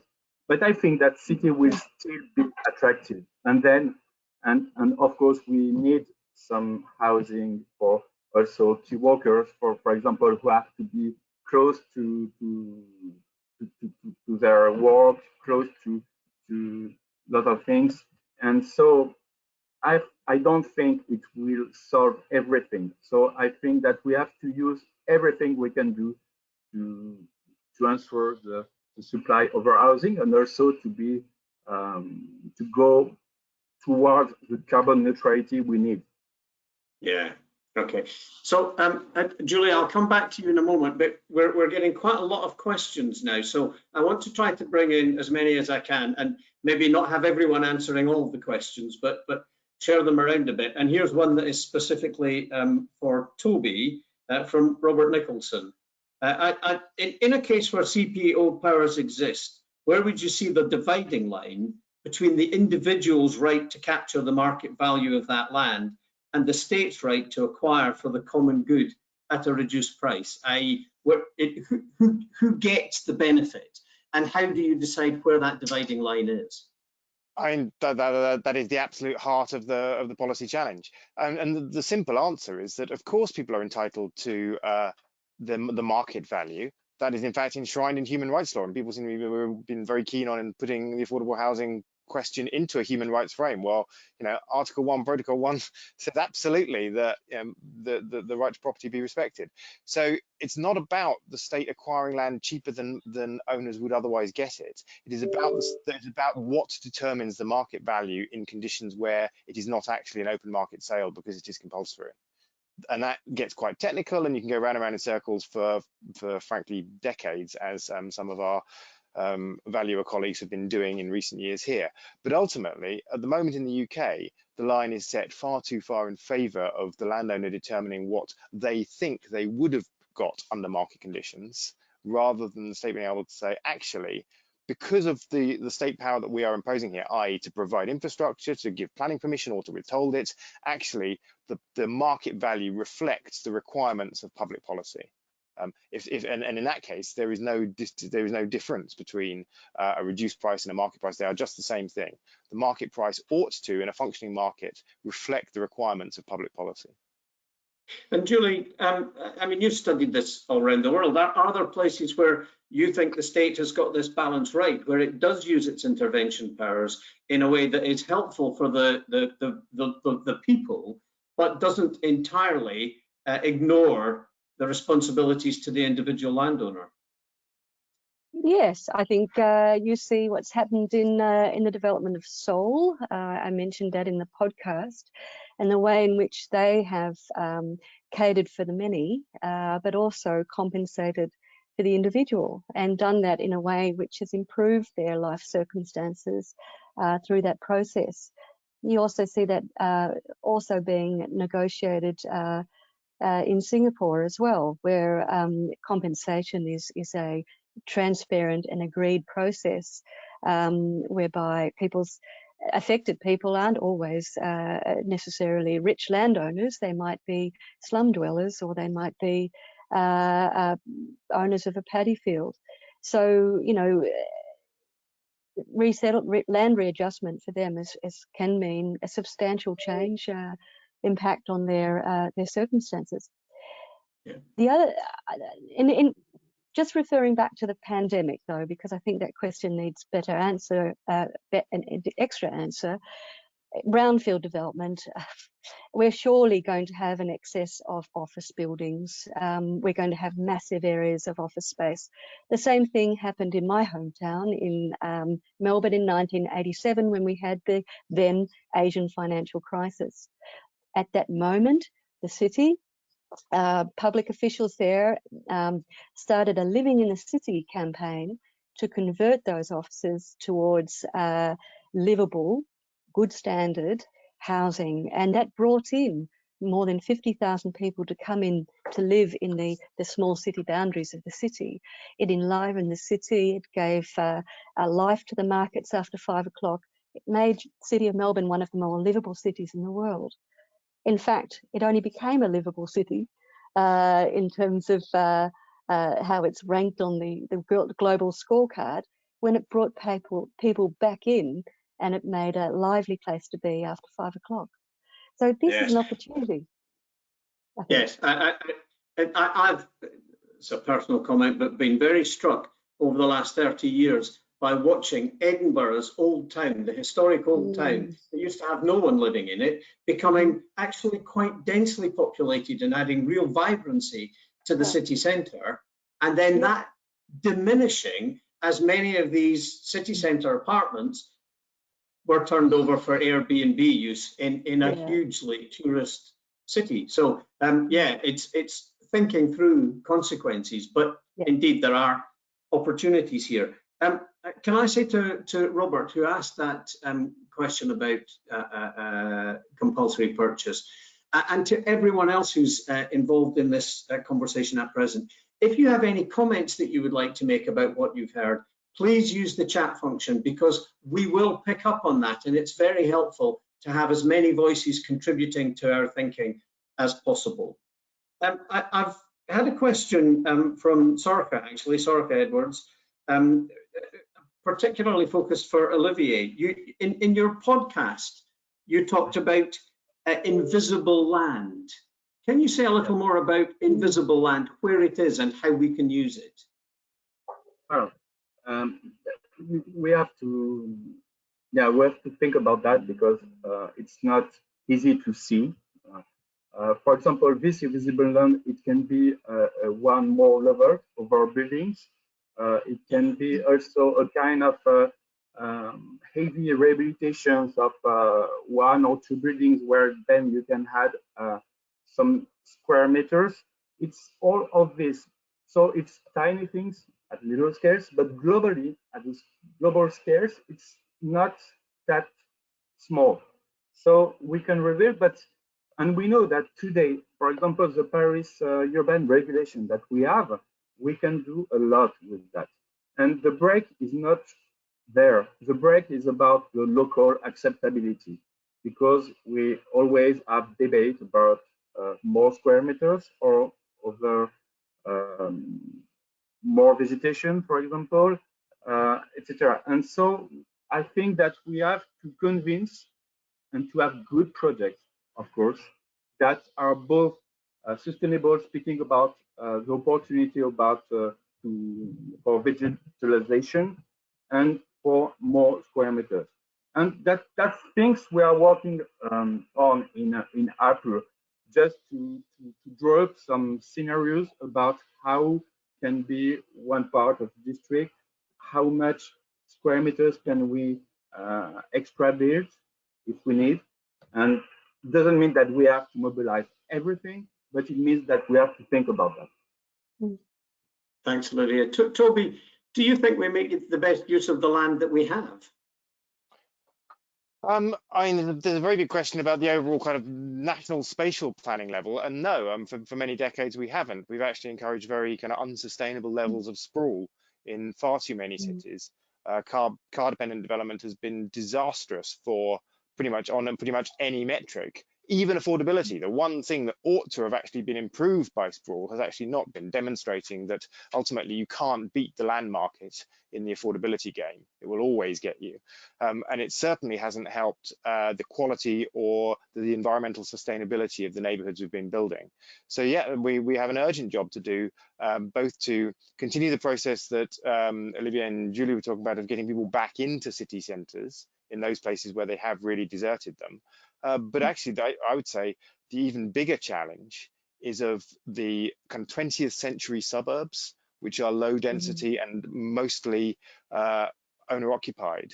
Now, there's huge amounts that you can see could be done physically to improve the increased density, improve walkability, improve the quality of life and the vibrancy of those neighborhoods, thereby reducing environmental pressure and on greenfields and actually requiring less expensive infrastructure, because a lot of these places are quite well provided for in terms of infrastructure. The problem is all about the ownership and the organization, because most of these places are owned by millions of ordinary homeowners, and it's very hard to coordinate activity in those places.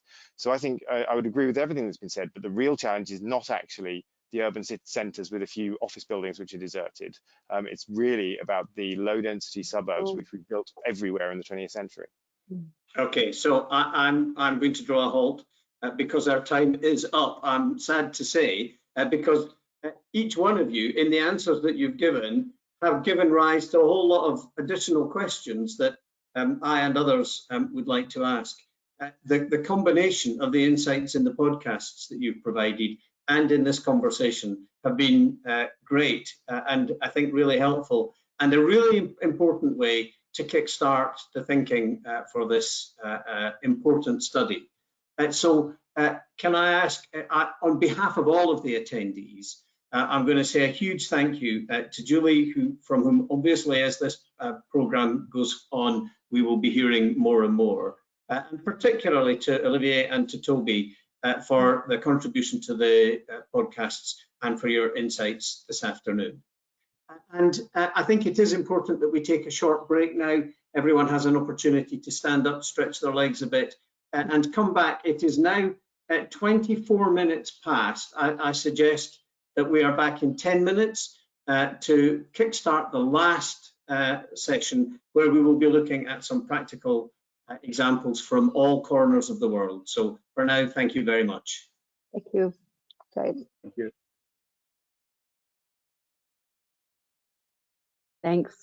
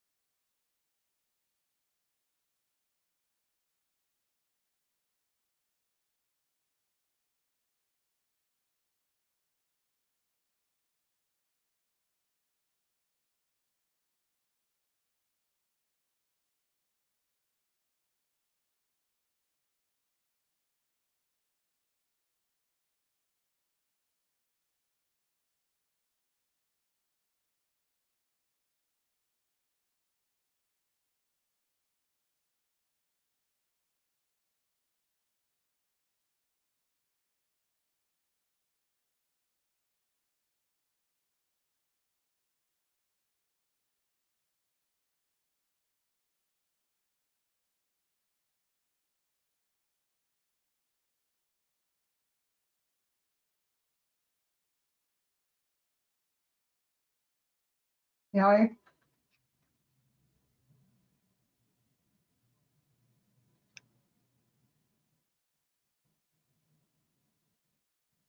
Can we start? We can, yes. Yes. So good afternoon. Thank you for staying with us for the second and last part of today's webinar.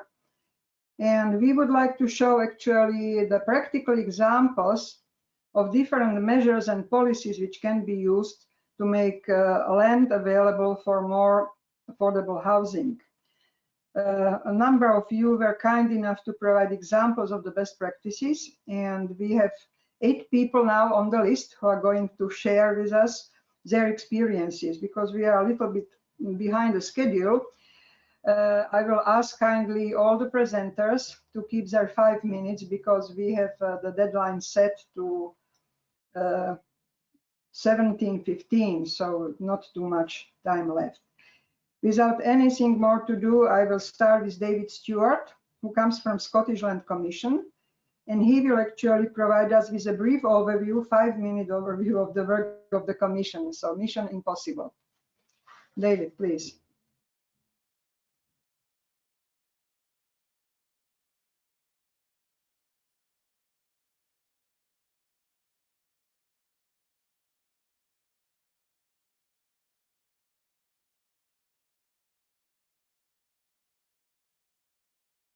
You test your mic, David?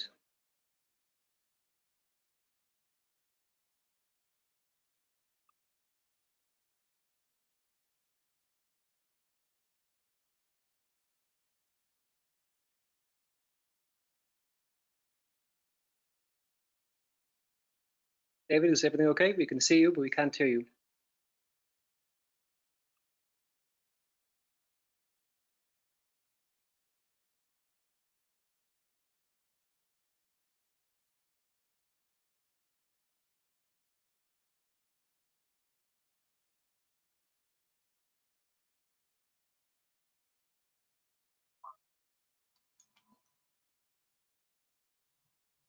Okay.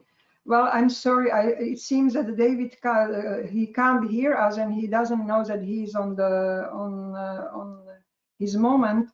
So I would give the floor to Marge Martin from United States Department of Housing and Urban Development, and she is going to briefly speak about land use policies in the USA. Marge, I hope that you can hear us and you can speak, please.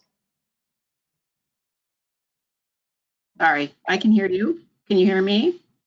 Yeah. Hello, good morning from the United States. I know it's afternoon there. I'm going to talk about land use policies.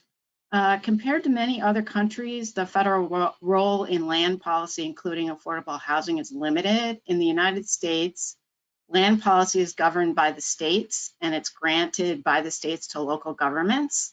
So this allows for local and direct rule where decisions are more directly connected to the residents they serve.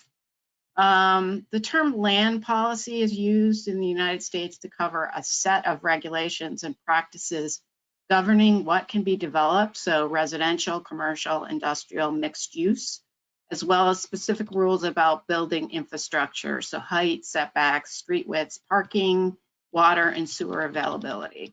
So just briefly, housing affordability gap, demand for affordable rental units far outnumbers supply. We have a gap right now in 2017 of about 6.9 million units. So supply is limited for affordable housing to the very lowest incomes. Research has shown that exclusionary or restrictive land use regulations and other regulatory barriers may contribute to the supply inadequacy. So I'm going to talk about regulatory barriers just briefly.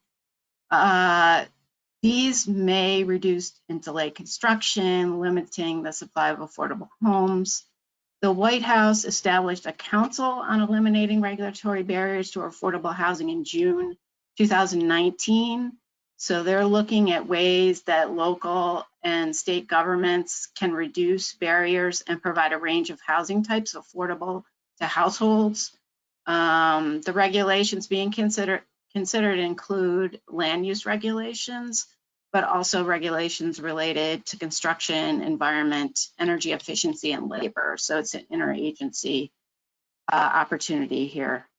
So I'm just going to go through a few local examples of best practices for removing these regulatory barriers to affordable housing.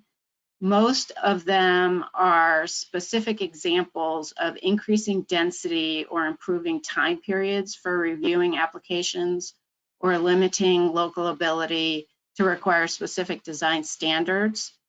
Each of these items can reduce the cost of producing housing and therefore make housing more affordable. But none of these local examples have been around long enough to be deemed successful, but we are beginning to study.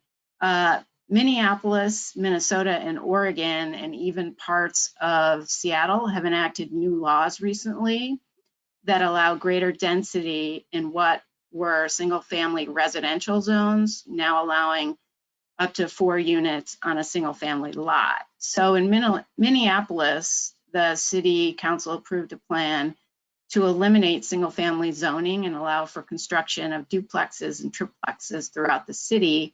And they approved a 20-year plan to eliminate Minneapolis of restrictive zoning laws. So this is the first major city in the US to pursue such an ambitious plan. And so we're closely monitoring that situation to see how they do. The state of Oregon passed a law requiring cities with more than 25,000 residents to permit duplexes, and that these were previously zoned for single family zoning. And so they're working on that. I think Julie mentioned the state of Oregon and the things they're doing. And finally, California has had some success in growing the number of ADUs or accessory dwelling units. And I know a lot of you in Europe are using ADUs. So they passed this law that simplified the permitting process for EDUs, and it's led to, in California, ADUs jumping from 80 in 2016 to 1,970 in 2017. And other cities such as Portland, Oregon, and Austin, Texas have also made great strides in increasing ADUs. So just to wrap up, I know we're short on time. Land use policy in the US happens at the state and municipal level. There is a gap in the number of low-income renters in units that are affordable and available to them. This supply inadequacy is partially caused by regulatory barriers to the development of affordable housing, and there are promising examples of local efforts to change land use policies and reduce regulatory barriers. Thanks.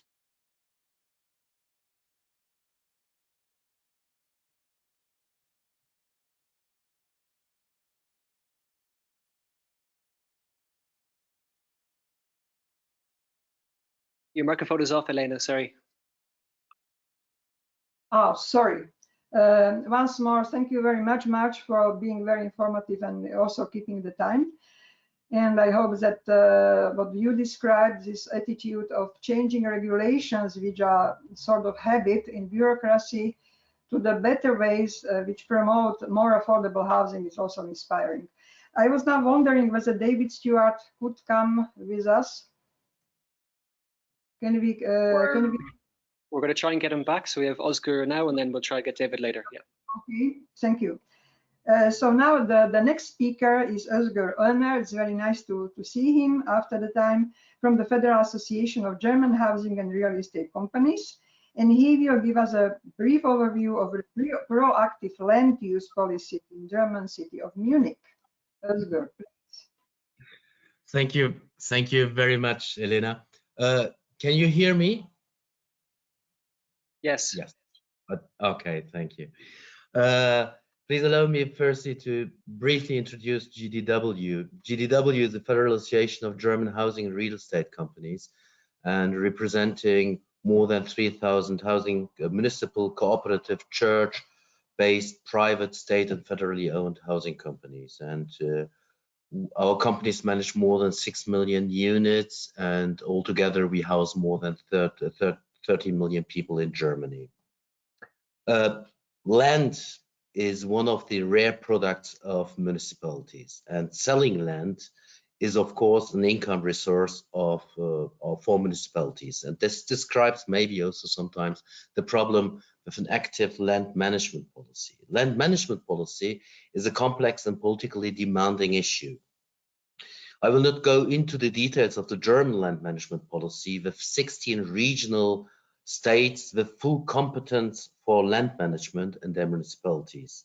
And the contributions of today's conference have proved that the world of land management policy outside of Germany is not simple as well. Current land management policy discussions in Germany is driven by a housing shortage in booming areas. Since 2013, the federal government, together with the regions, the representations of municipalities and GDW have developed in a dedicated committee a roadmap to increase the production of social and affordable housing. A crucial element is the availability of cheap land as a precondition for social and affordable housing. The federal government manages its own land via specific organizations, as for example, the Institute for the Federal Real Estate or the Federal Railway Authorities. And in the committee, we have reached an agreement that the federal agencies are obliged to sell land to municipalities to a lower price than the market price. This was not the case before. The case was more that the government has tried to sell the land for the highest price, and if you sell the land for the highest price, you can't expect that affordable housing will be built on this land. So municipalities may purchase land from the federal level for a cheaper price. In return, the procurement of land in many booming municipalities is based then on a concept assignment, considering the production of social and affordable housing. For example, Hamburg, Cologne, and some other cities are requesting a minimum of 30% of social and affordable housing, and they also define the rent level for affordable housing. Best practice, that is quite difficult from a housing association's point of view. There is no best example of land management policy in Germany. All examples have their pros and cons in the short, mid, or long term. However, the example of Munich is quite interesting. On the basis of a conceptual assignment, Munich has decided to earmark land for certain housing companies. 45% of land is dedicated to public housing companies, 45% of land to housing cooperative companies, and 10% of land to private developers. And all land is given under ground lease for a maximum of 60 years. This approach illustrates the intention of the city of Munich to actively manage and not to lose the control of their land in the future. It is also a strong expression of trust to public and cooperative housing companies in providing affordable and sustainable housing. From Munich's perspective, the advantage is obvious. The city is keeping the control of land, implements a revolving system for land, and works with companies, at least the public one, where the city can influence the company's policy. However, excluding private pillar, the private pillar means to reduce the potential investment in social and affordable housing. Land is important for housing, but investment is critical. Furthermore, giving land under ground lease conditions for 60 years does not take sufficiently into account that long-term in housing is longer than 60 years, and sustainable and affordable housing requires legal and planning certainty. Just to give you an example, some of the ground lease given to our companies 90 or 100 years ago, they are now coming to an end. And now municipalities, especially municipalities who are under financial or within a financial crisis, they ask for the market price. The market price for the companies means they should have, especially if they are offering social and affordable housing, they should have to close down the company, because on the basis of the market price for the land, it will be not possible to maintain an affordable rent for the tenants. And I would like to conclude my contribution with a request to policymakers. Social, affordable, and sustainable housing needs sufficient financial support, available and affordable land, legal certainty, and a consistent, reliable housing strategy for decades. Thank you very much.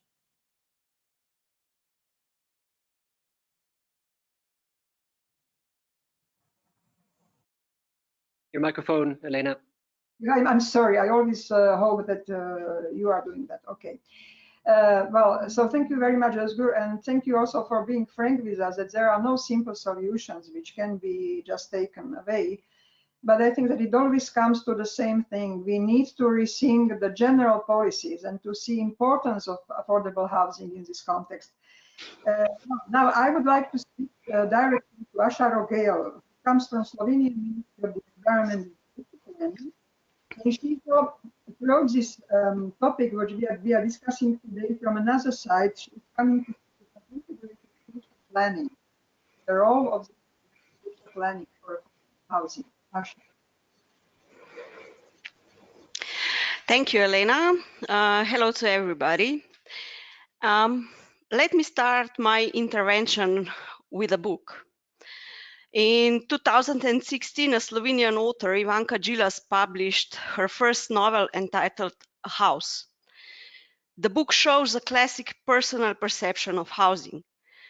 This is the story of a relatively well-established and well-known Slovenian family who moves from the city to the countryside in search of their own house and garden.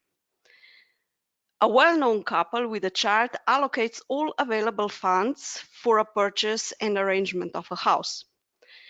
The couple that is professionally strongly attached to the city now faces time and financial limits in their ability to practice their profession effectively and efficiently. As a consequence, the family falls apart, sells the house for less money than they bought, and they both move back to the city again. So this shows that housing affordability is not just a personal decision and the ability to buy or rent a home. Housing affordability is strongly connected to integrated approach in spatial planning. Planning must assure that residential areas have access to jobs and services quickly and efficiently. The key objectives of our national housing policies are to ensure balanced supply of adequate dwellings and easier access to housing. In Slovenia, the estimates of what shall be considered adequate supply of housing differ from one expert to other. But in general, it is clear that supply of housing stock is particularly insufficient in major cities and urban centers, where demand due to easier access to jobs and services is greater. Our national housing program that is on from 2015 till 2025 addresses this problem as one of the main intervention areas. Shortage of housing in areas where the demand is greatest, in cities and their outskirts, and the population's diminishing financial capacity to address their housing needs, call for the state to invest in order to increase the volume of the rental housing stock. In addition to other measures, such as services for managing rental housing renovation, constructing new public rental housing units should contribute towards the growth of affordable housing. As a matter of priority, activities and measures for the construction of public rental housing should be directed to areas where the needs of the population and of the private sector are the greatest.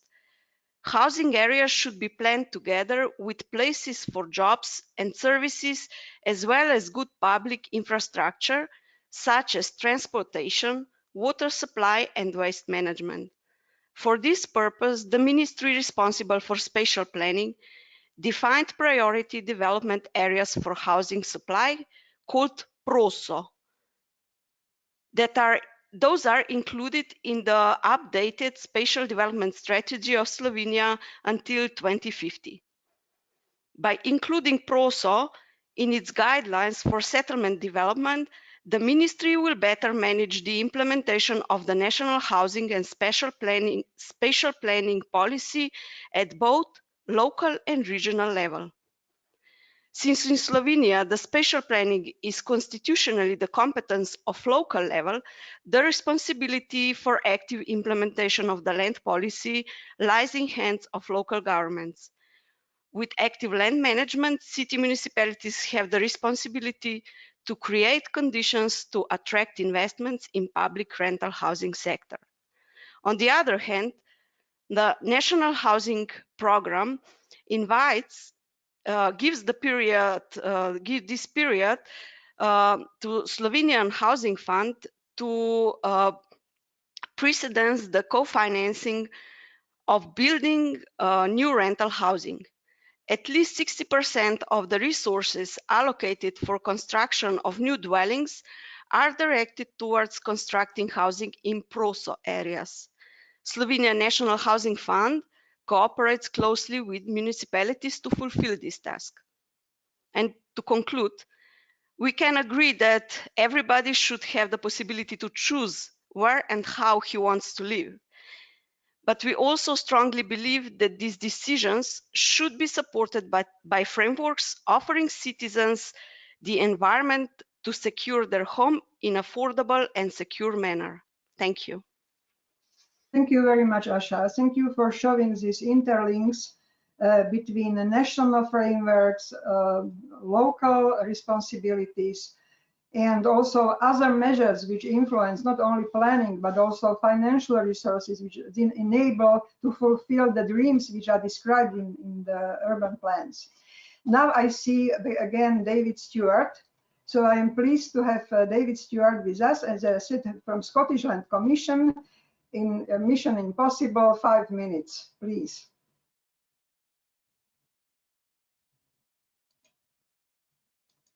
Microphone, mic. Hello, Yeah. apologies, I'm not having much luck technically today. Just by way of brief introduction, the Scottish Land Commission was set up by a 2016 Act of Parliament, and we're a non-departmental government body. Our overall aim is to ensure that everyone in Scotland benefits from the ownership, management and use of land. And really similar to what previous speakers have said, very similar issues with housing in Scotland. There's not enough currently being built. That which is built is unaffordable for many. And even then, the new homes that are built often aren't in the right places or don't meet the needs of decreasing household sizes or an aging population. So that means that land for housing is one of our 4 main areas of work. To say a little bit briefly about the work we've done and we plan, we've done a bit of research on land for housing. One report found that the speculative private house builder model, which is really the dominant one in Scotland and the rest of the UK, it isn't well suited either to increasing the number of homes delivered or to making homes more affordable. So that led us to the conclusion that actually to meet Scotland's needs, we need to fundamentally reform the model. Other work we've done has found that there's major benefits from approaches that look to capture land value for public good and also to public interest-led development, where the public sector takes a much more active role in shaping development and even in sharing risk. Now, another area of work that we've been focusing on recently is around vacant and derelict land. Scotland has a long-standing issue with vacant and derelict land that really goes back to its transition from an industrial society to a much more service-based economy. And actually in the 20+ years that we've recorded levels of vacant and derelict land, the situation hasn't really improved. So the Land Commission chairs a task force that's about to make a number of significant recommendations. The first is to make reuse of vacant and derelict land a national priority. The second is increased transparency around ownership and location of vacant and derelict land, essentially so that communities or private developers can look at sites and see them as a potential opportunity. And the third one, and one that I think is potentially significant, is we want to introduce guidance so that the way projects are evaluated moves from being purely in financial terms to being about best value and takes into account wider measures such as physical and mental health. And this is particularly important since, as you'd expect, the prevalence of vacant and derelict land is much higher in poorer communities, so it has a disproportionately negative impact on those communities. So really, to conclude that whistle-stop tour, we found firstly that the purely market-led approach to housing and to the way land's brought forward for housing isn't going to meet Scotland's needs, and actually to an extent that just tweaking it or changing policies slightly we don't think would really lead to the desired outcomes. And secondly, we found that really the way we think the system needs to change is to move to a much more public interest-led approach where public authorities are much more active in bringing forward land and purchasing land and assembling it. And finally, to conclude, the next big piece of work we're likely to do is going to be looking at taxation around land and buildings. Thank you. Thank you very much, David. Thank you. Yes, you are just confirming what we have heard several times today. We need to receive the role of public hand, either on national, regional, or local level, in actually fighting for public goods, for public interests. And now we are moving from rainy Scotland to sunny Cyprus, and we have Karolamos Yakovo. I apologize for the pronunciation. He comes from a Cyprus Land Development Corporation, and he will tell us a little bit about the work which his organization does in managing land for housing provision in Cyprus. So, turn is yours, please. Hello, everyone. Actually, it's very hot here, 42 degrees. So, thank you for the invitation.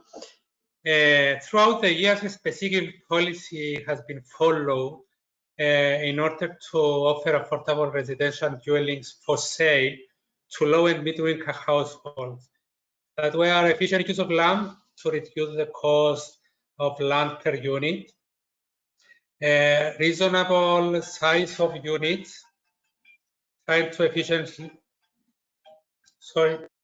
economy of scale, standardization and repetition where it's possible, and the margin of profit was up to 50%.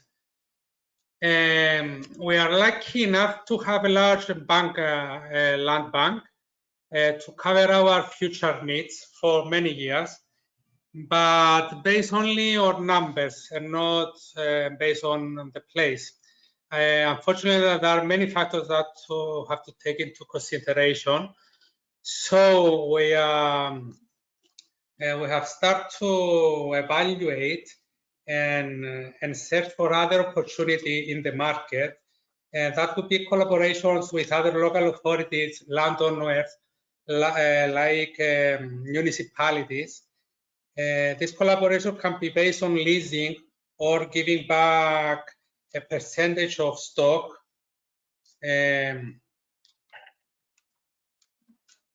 And a percentage of stock.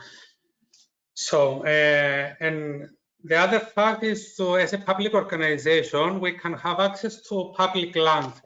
So we can go out for tenders to public land, and so can get land in a proper price. But the problem is to find urban land, not because our major land is in suburbs, and that creates problems for transportation, access to other social activities or social schools or hospitals, etc. And imagine living in a country without public transportation. That is a very big problem. So we get out for tenders in the market to buy urban land and to focus on affordable rent schemes. Now, at the current moment, we don't have any rent schemes. So this is our major project for the near future. These are for the moment. I don't know if I have anything to say about more. I have to be in a hurry because I have to attend a meeting. I'm already 5 minutes late. So I'll be happy if you send me any questions and can answer via email.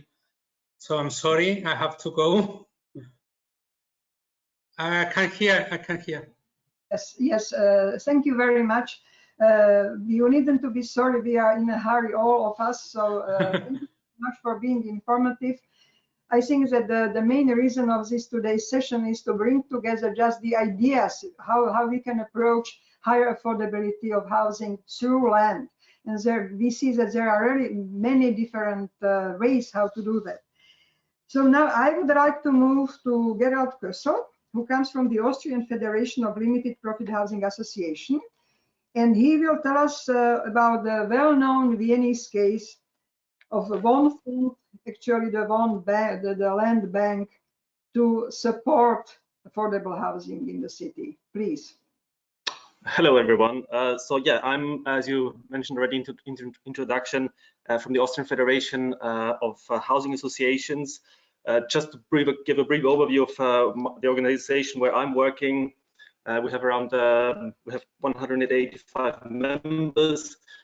57 of those are actually based in Vienna, so they are very active in the construction market. Our members manage about 1 million homes, so that's about a quarter of the total population of Austria, and they build around 12,000 to 17,000 new homes every year. So I'm just going to explain briefly the Wohnfonds and how it's working. So most people will probably be familiar already. It's a land bank. It was already set up about 35 years ago. It's a not-for-profit organization, but it is acting in the interest of the city council. Its main responsibility is basically to strategically buy up land and to release land for the provision of affordable housing. The other thing that they do is actually being involved in the renovation of older buildings, but I'm not going to talk much about that. In contrary to what others have said, it's not that they have any, they're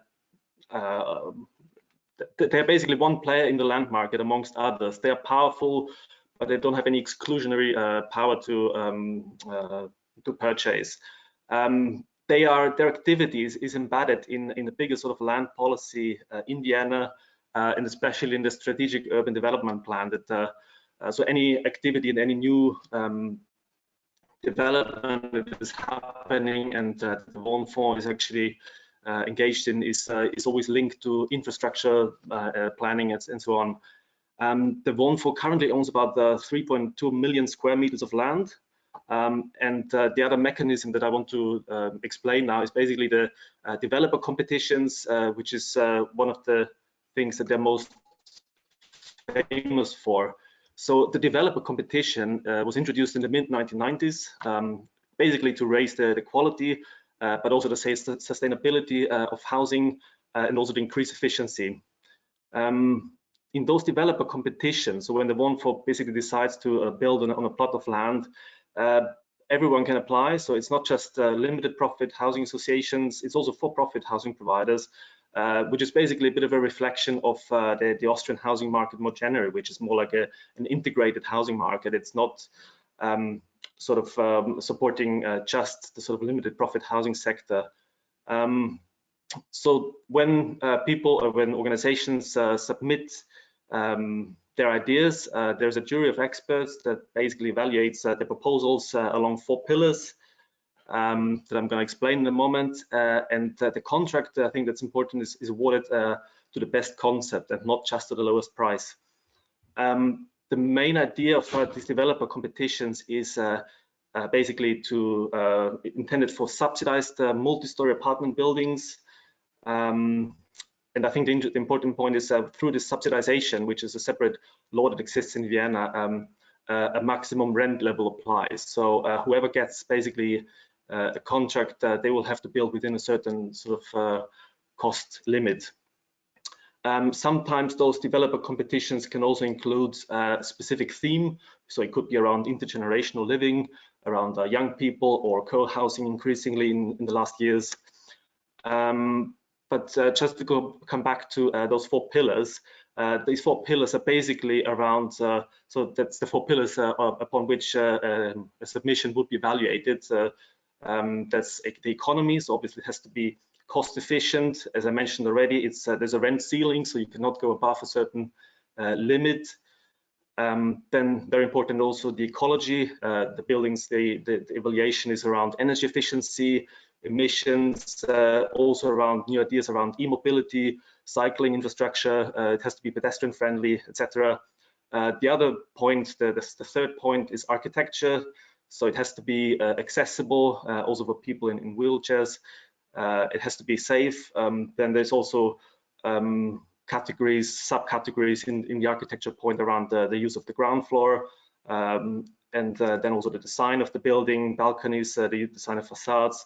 And I think that the most interesting one, which was added later on, so that exists since 2009, is social sustainability, which is all about the social and the social qualities, basically, of spaces that are going to be built, especially around the provision of communal rooms. Could be around play areas, indoor play areas, outdoor play areas. They could be around participatory elements in the construction and the management of buildings. And in the social sustainability element, you also have the room basically to respond to changing needs in terms of providing for different age groups, for different life stages, and also the social mix within the building. So just to come back to basically from our perspective as a provider of, from the Federation of Limited Profit Housing Associations, I think it's really important to say that this is really a sort of mechanism that increases the quality of the building. So it's not just about building many homes.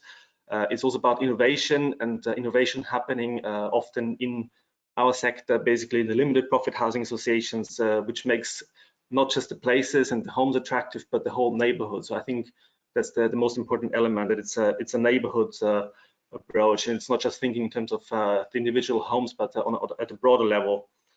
And also in terms of the efficiency, it's a cost-based system, which basically means that within our sector, everything is calculated on the basis of costs. So all the efficiency savings and the point about the economy that I've mentioned has to be and is passed on directly to future tenants.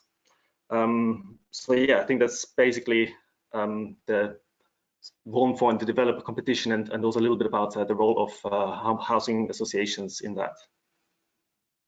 Thank you very much, Gerald. I think that really definitely Vienna is one of the flagships of the affordable housing across Europe, and it confirms that you need to be very persistent and you need to do it 100 years and then it works somehow.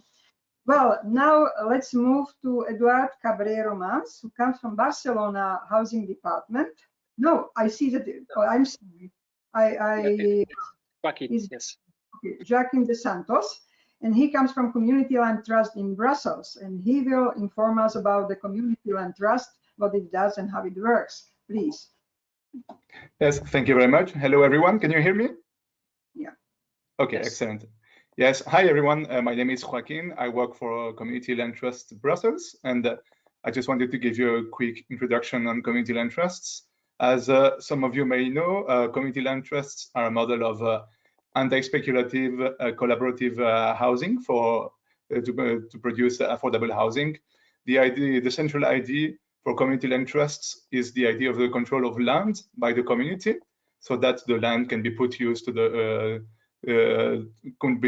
use of the community, and that it can remain so forever, as the idea is to also include this notion of a stewardship, which means that the community land trust is also responsible for ensuring that the land will be put to the use of the common good forever.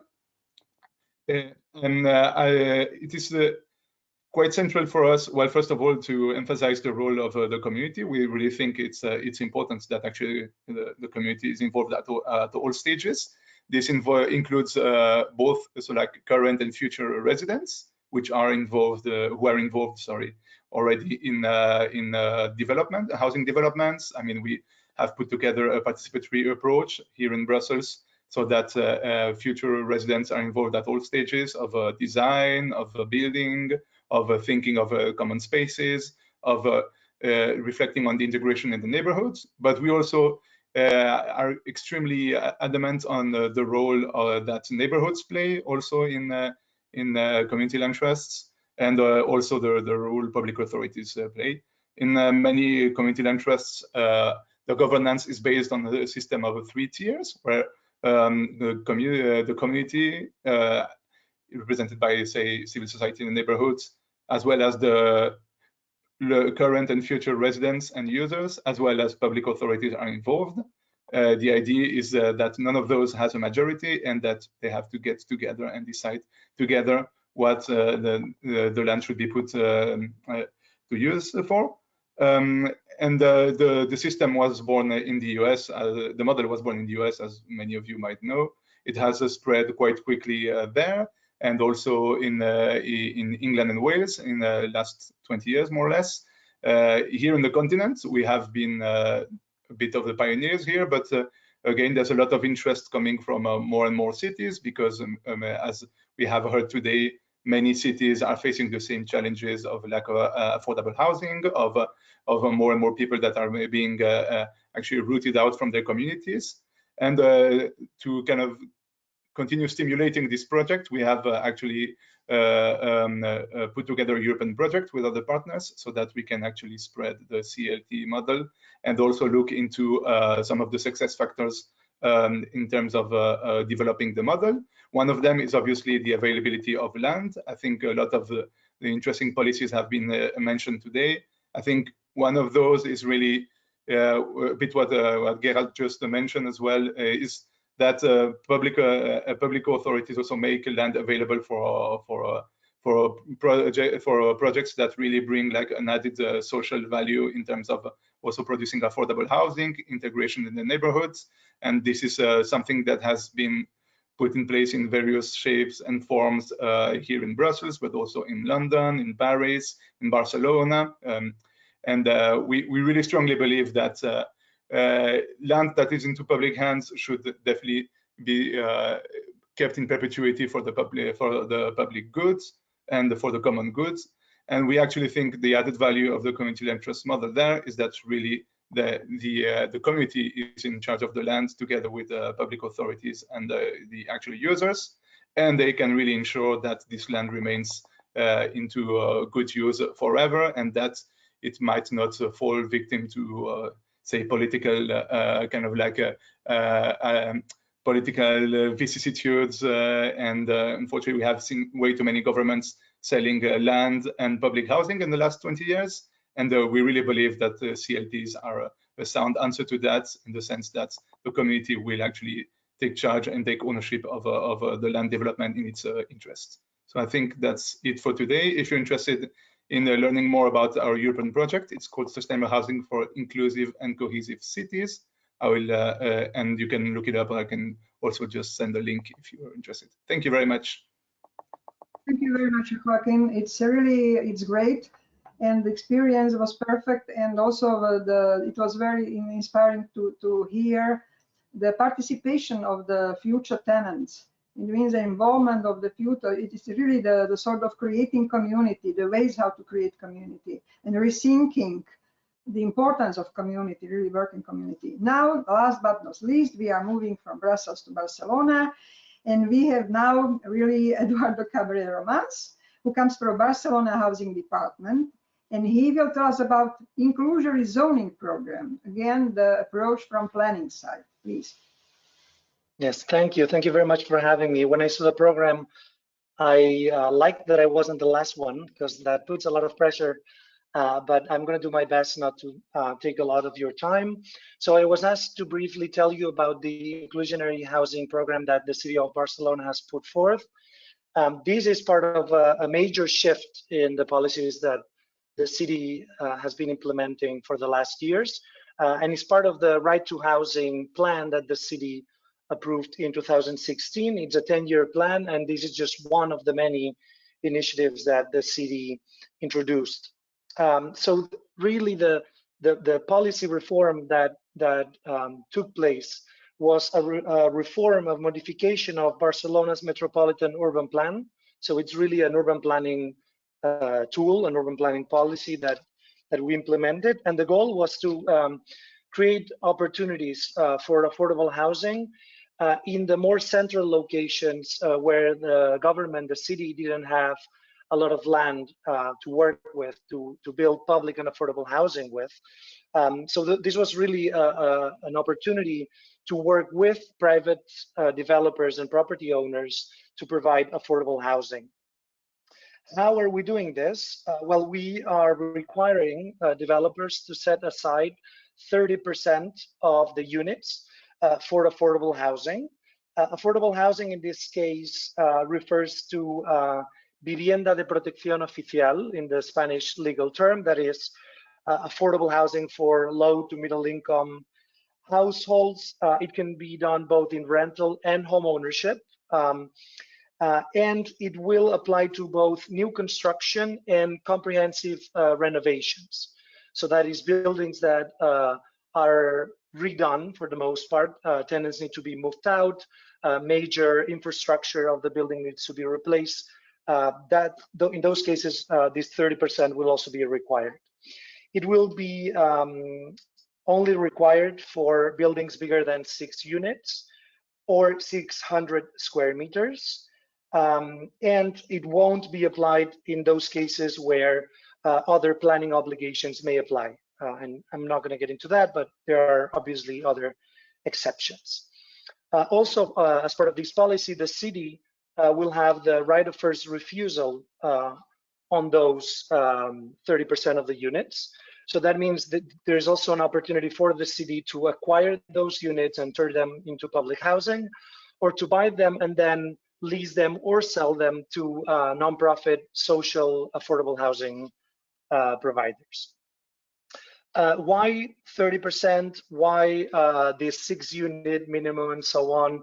Well, we looked at the examples of Paris and London, also at some American cities. And then we also did a financial feasibility study that essentially showed that this 30% was the max that the market could bear. And that applies to all properties, all pieces of land acquired prior to 2016. And that is because the additional burden that this 30% requirement puts on the property puts land prices back to 2016 prices, right? For those properties that have been acquired since 2016 and until 2018, when this policy was enacted, there are some exceptions. So they can do a small percentage of affordable units, or they can extend for another 2 years their pre-existing situation. So there are some exceptions to that, but just to make clear that we made sure that the financial feasibility of the projects was taken into account. The potential for this policy when it was designed, our calculation said that we, or the city, would be building approximately 300 affordable housing units per year through this program. What has happened since then, since 2018, when this policy was enacted, is that because the city government was in a minority government, they could not enact a moratorium during the period when the legal process of implementing the policy was taking place. So what we saw was a doubling of the amount of permits right before the policy went into force. And then ever since the policy went into force and until the end of last year, we saw not a lot of permits being issued. So overall, what we see is clearly the same trend in terms of the overall number of permits, but they just concentrated right before the policy went into force. And ever since, there's been a reduction, although in the last few months, it started to go back to normal. But now we have COVID-19, we have the whole new scenario. We don't know how everything is going to play out, but it is the city's intention to keep this policy and to put in place any additional policy changes, reform that need to be put in place to make it work properly. So just to finalize, I wanted to say that I think this policy really shows how cities do what we can, what they have. So I think maybe we would have preferred to work with taxation or to do more direct investment, but this is not where we have the powers. What we have more powers is in urban planning, and so that's what we've been trying to do.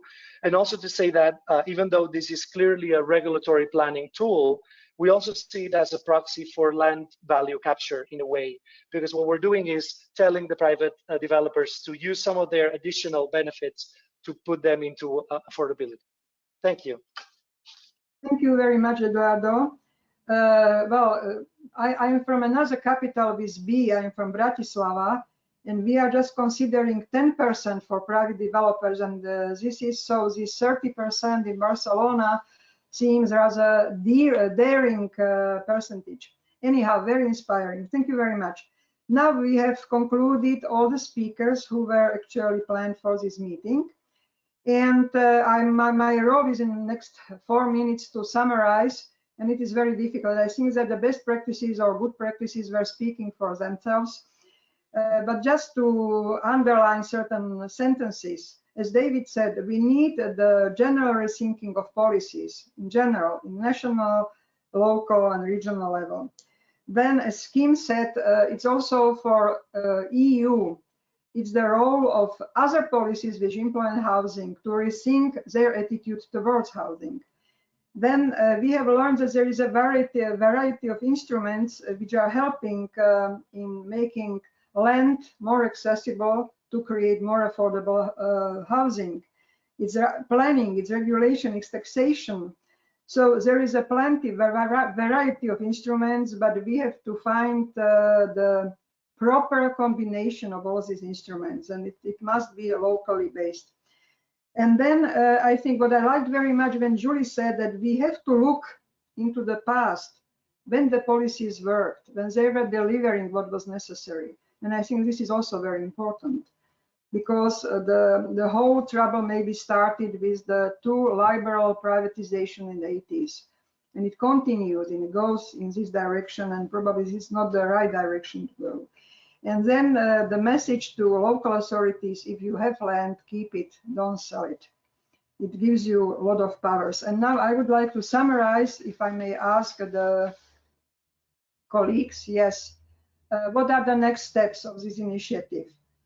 There will be a formal meeting of the Committee of Urban Development, Housing and Land Management in October this year, and there will be information about the progress of the study. So it's actually addressing 56 member states and intergovernmental panel of them. Then we have the next conference, which is on another topic of our study, and it is climate neutral housing, construction and renovation. And this probably will take place in Glasgow in person on 8th November this year. And this is co-organized with City of Glasgow, so probably we can meet there in person, hopefully.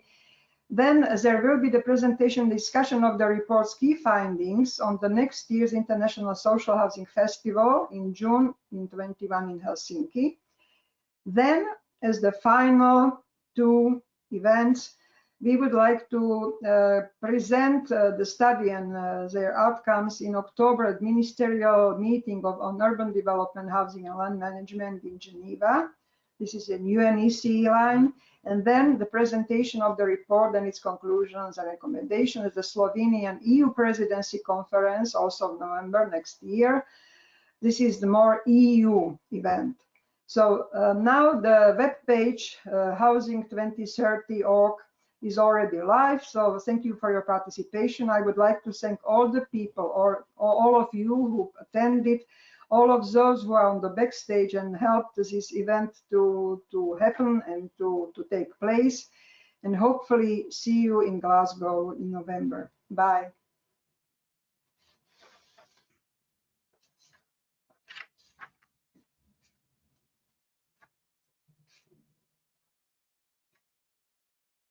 Yes, the conference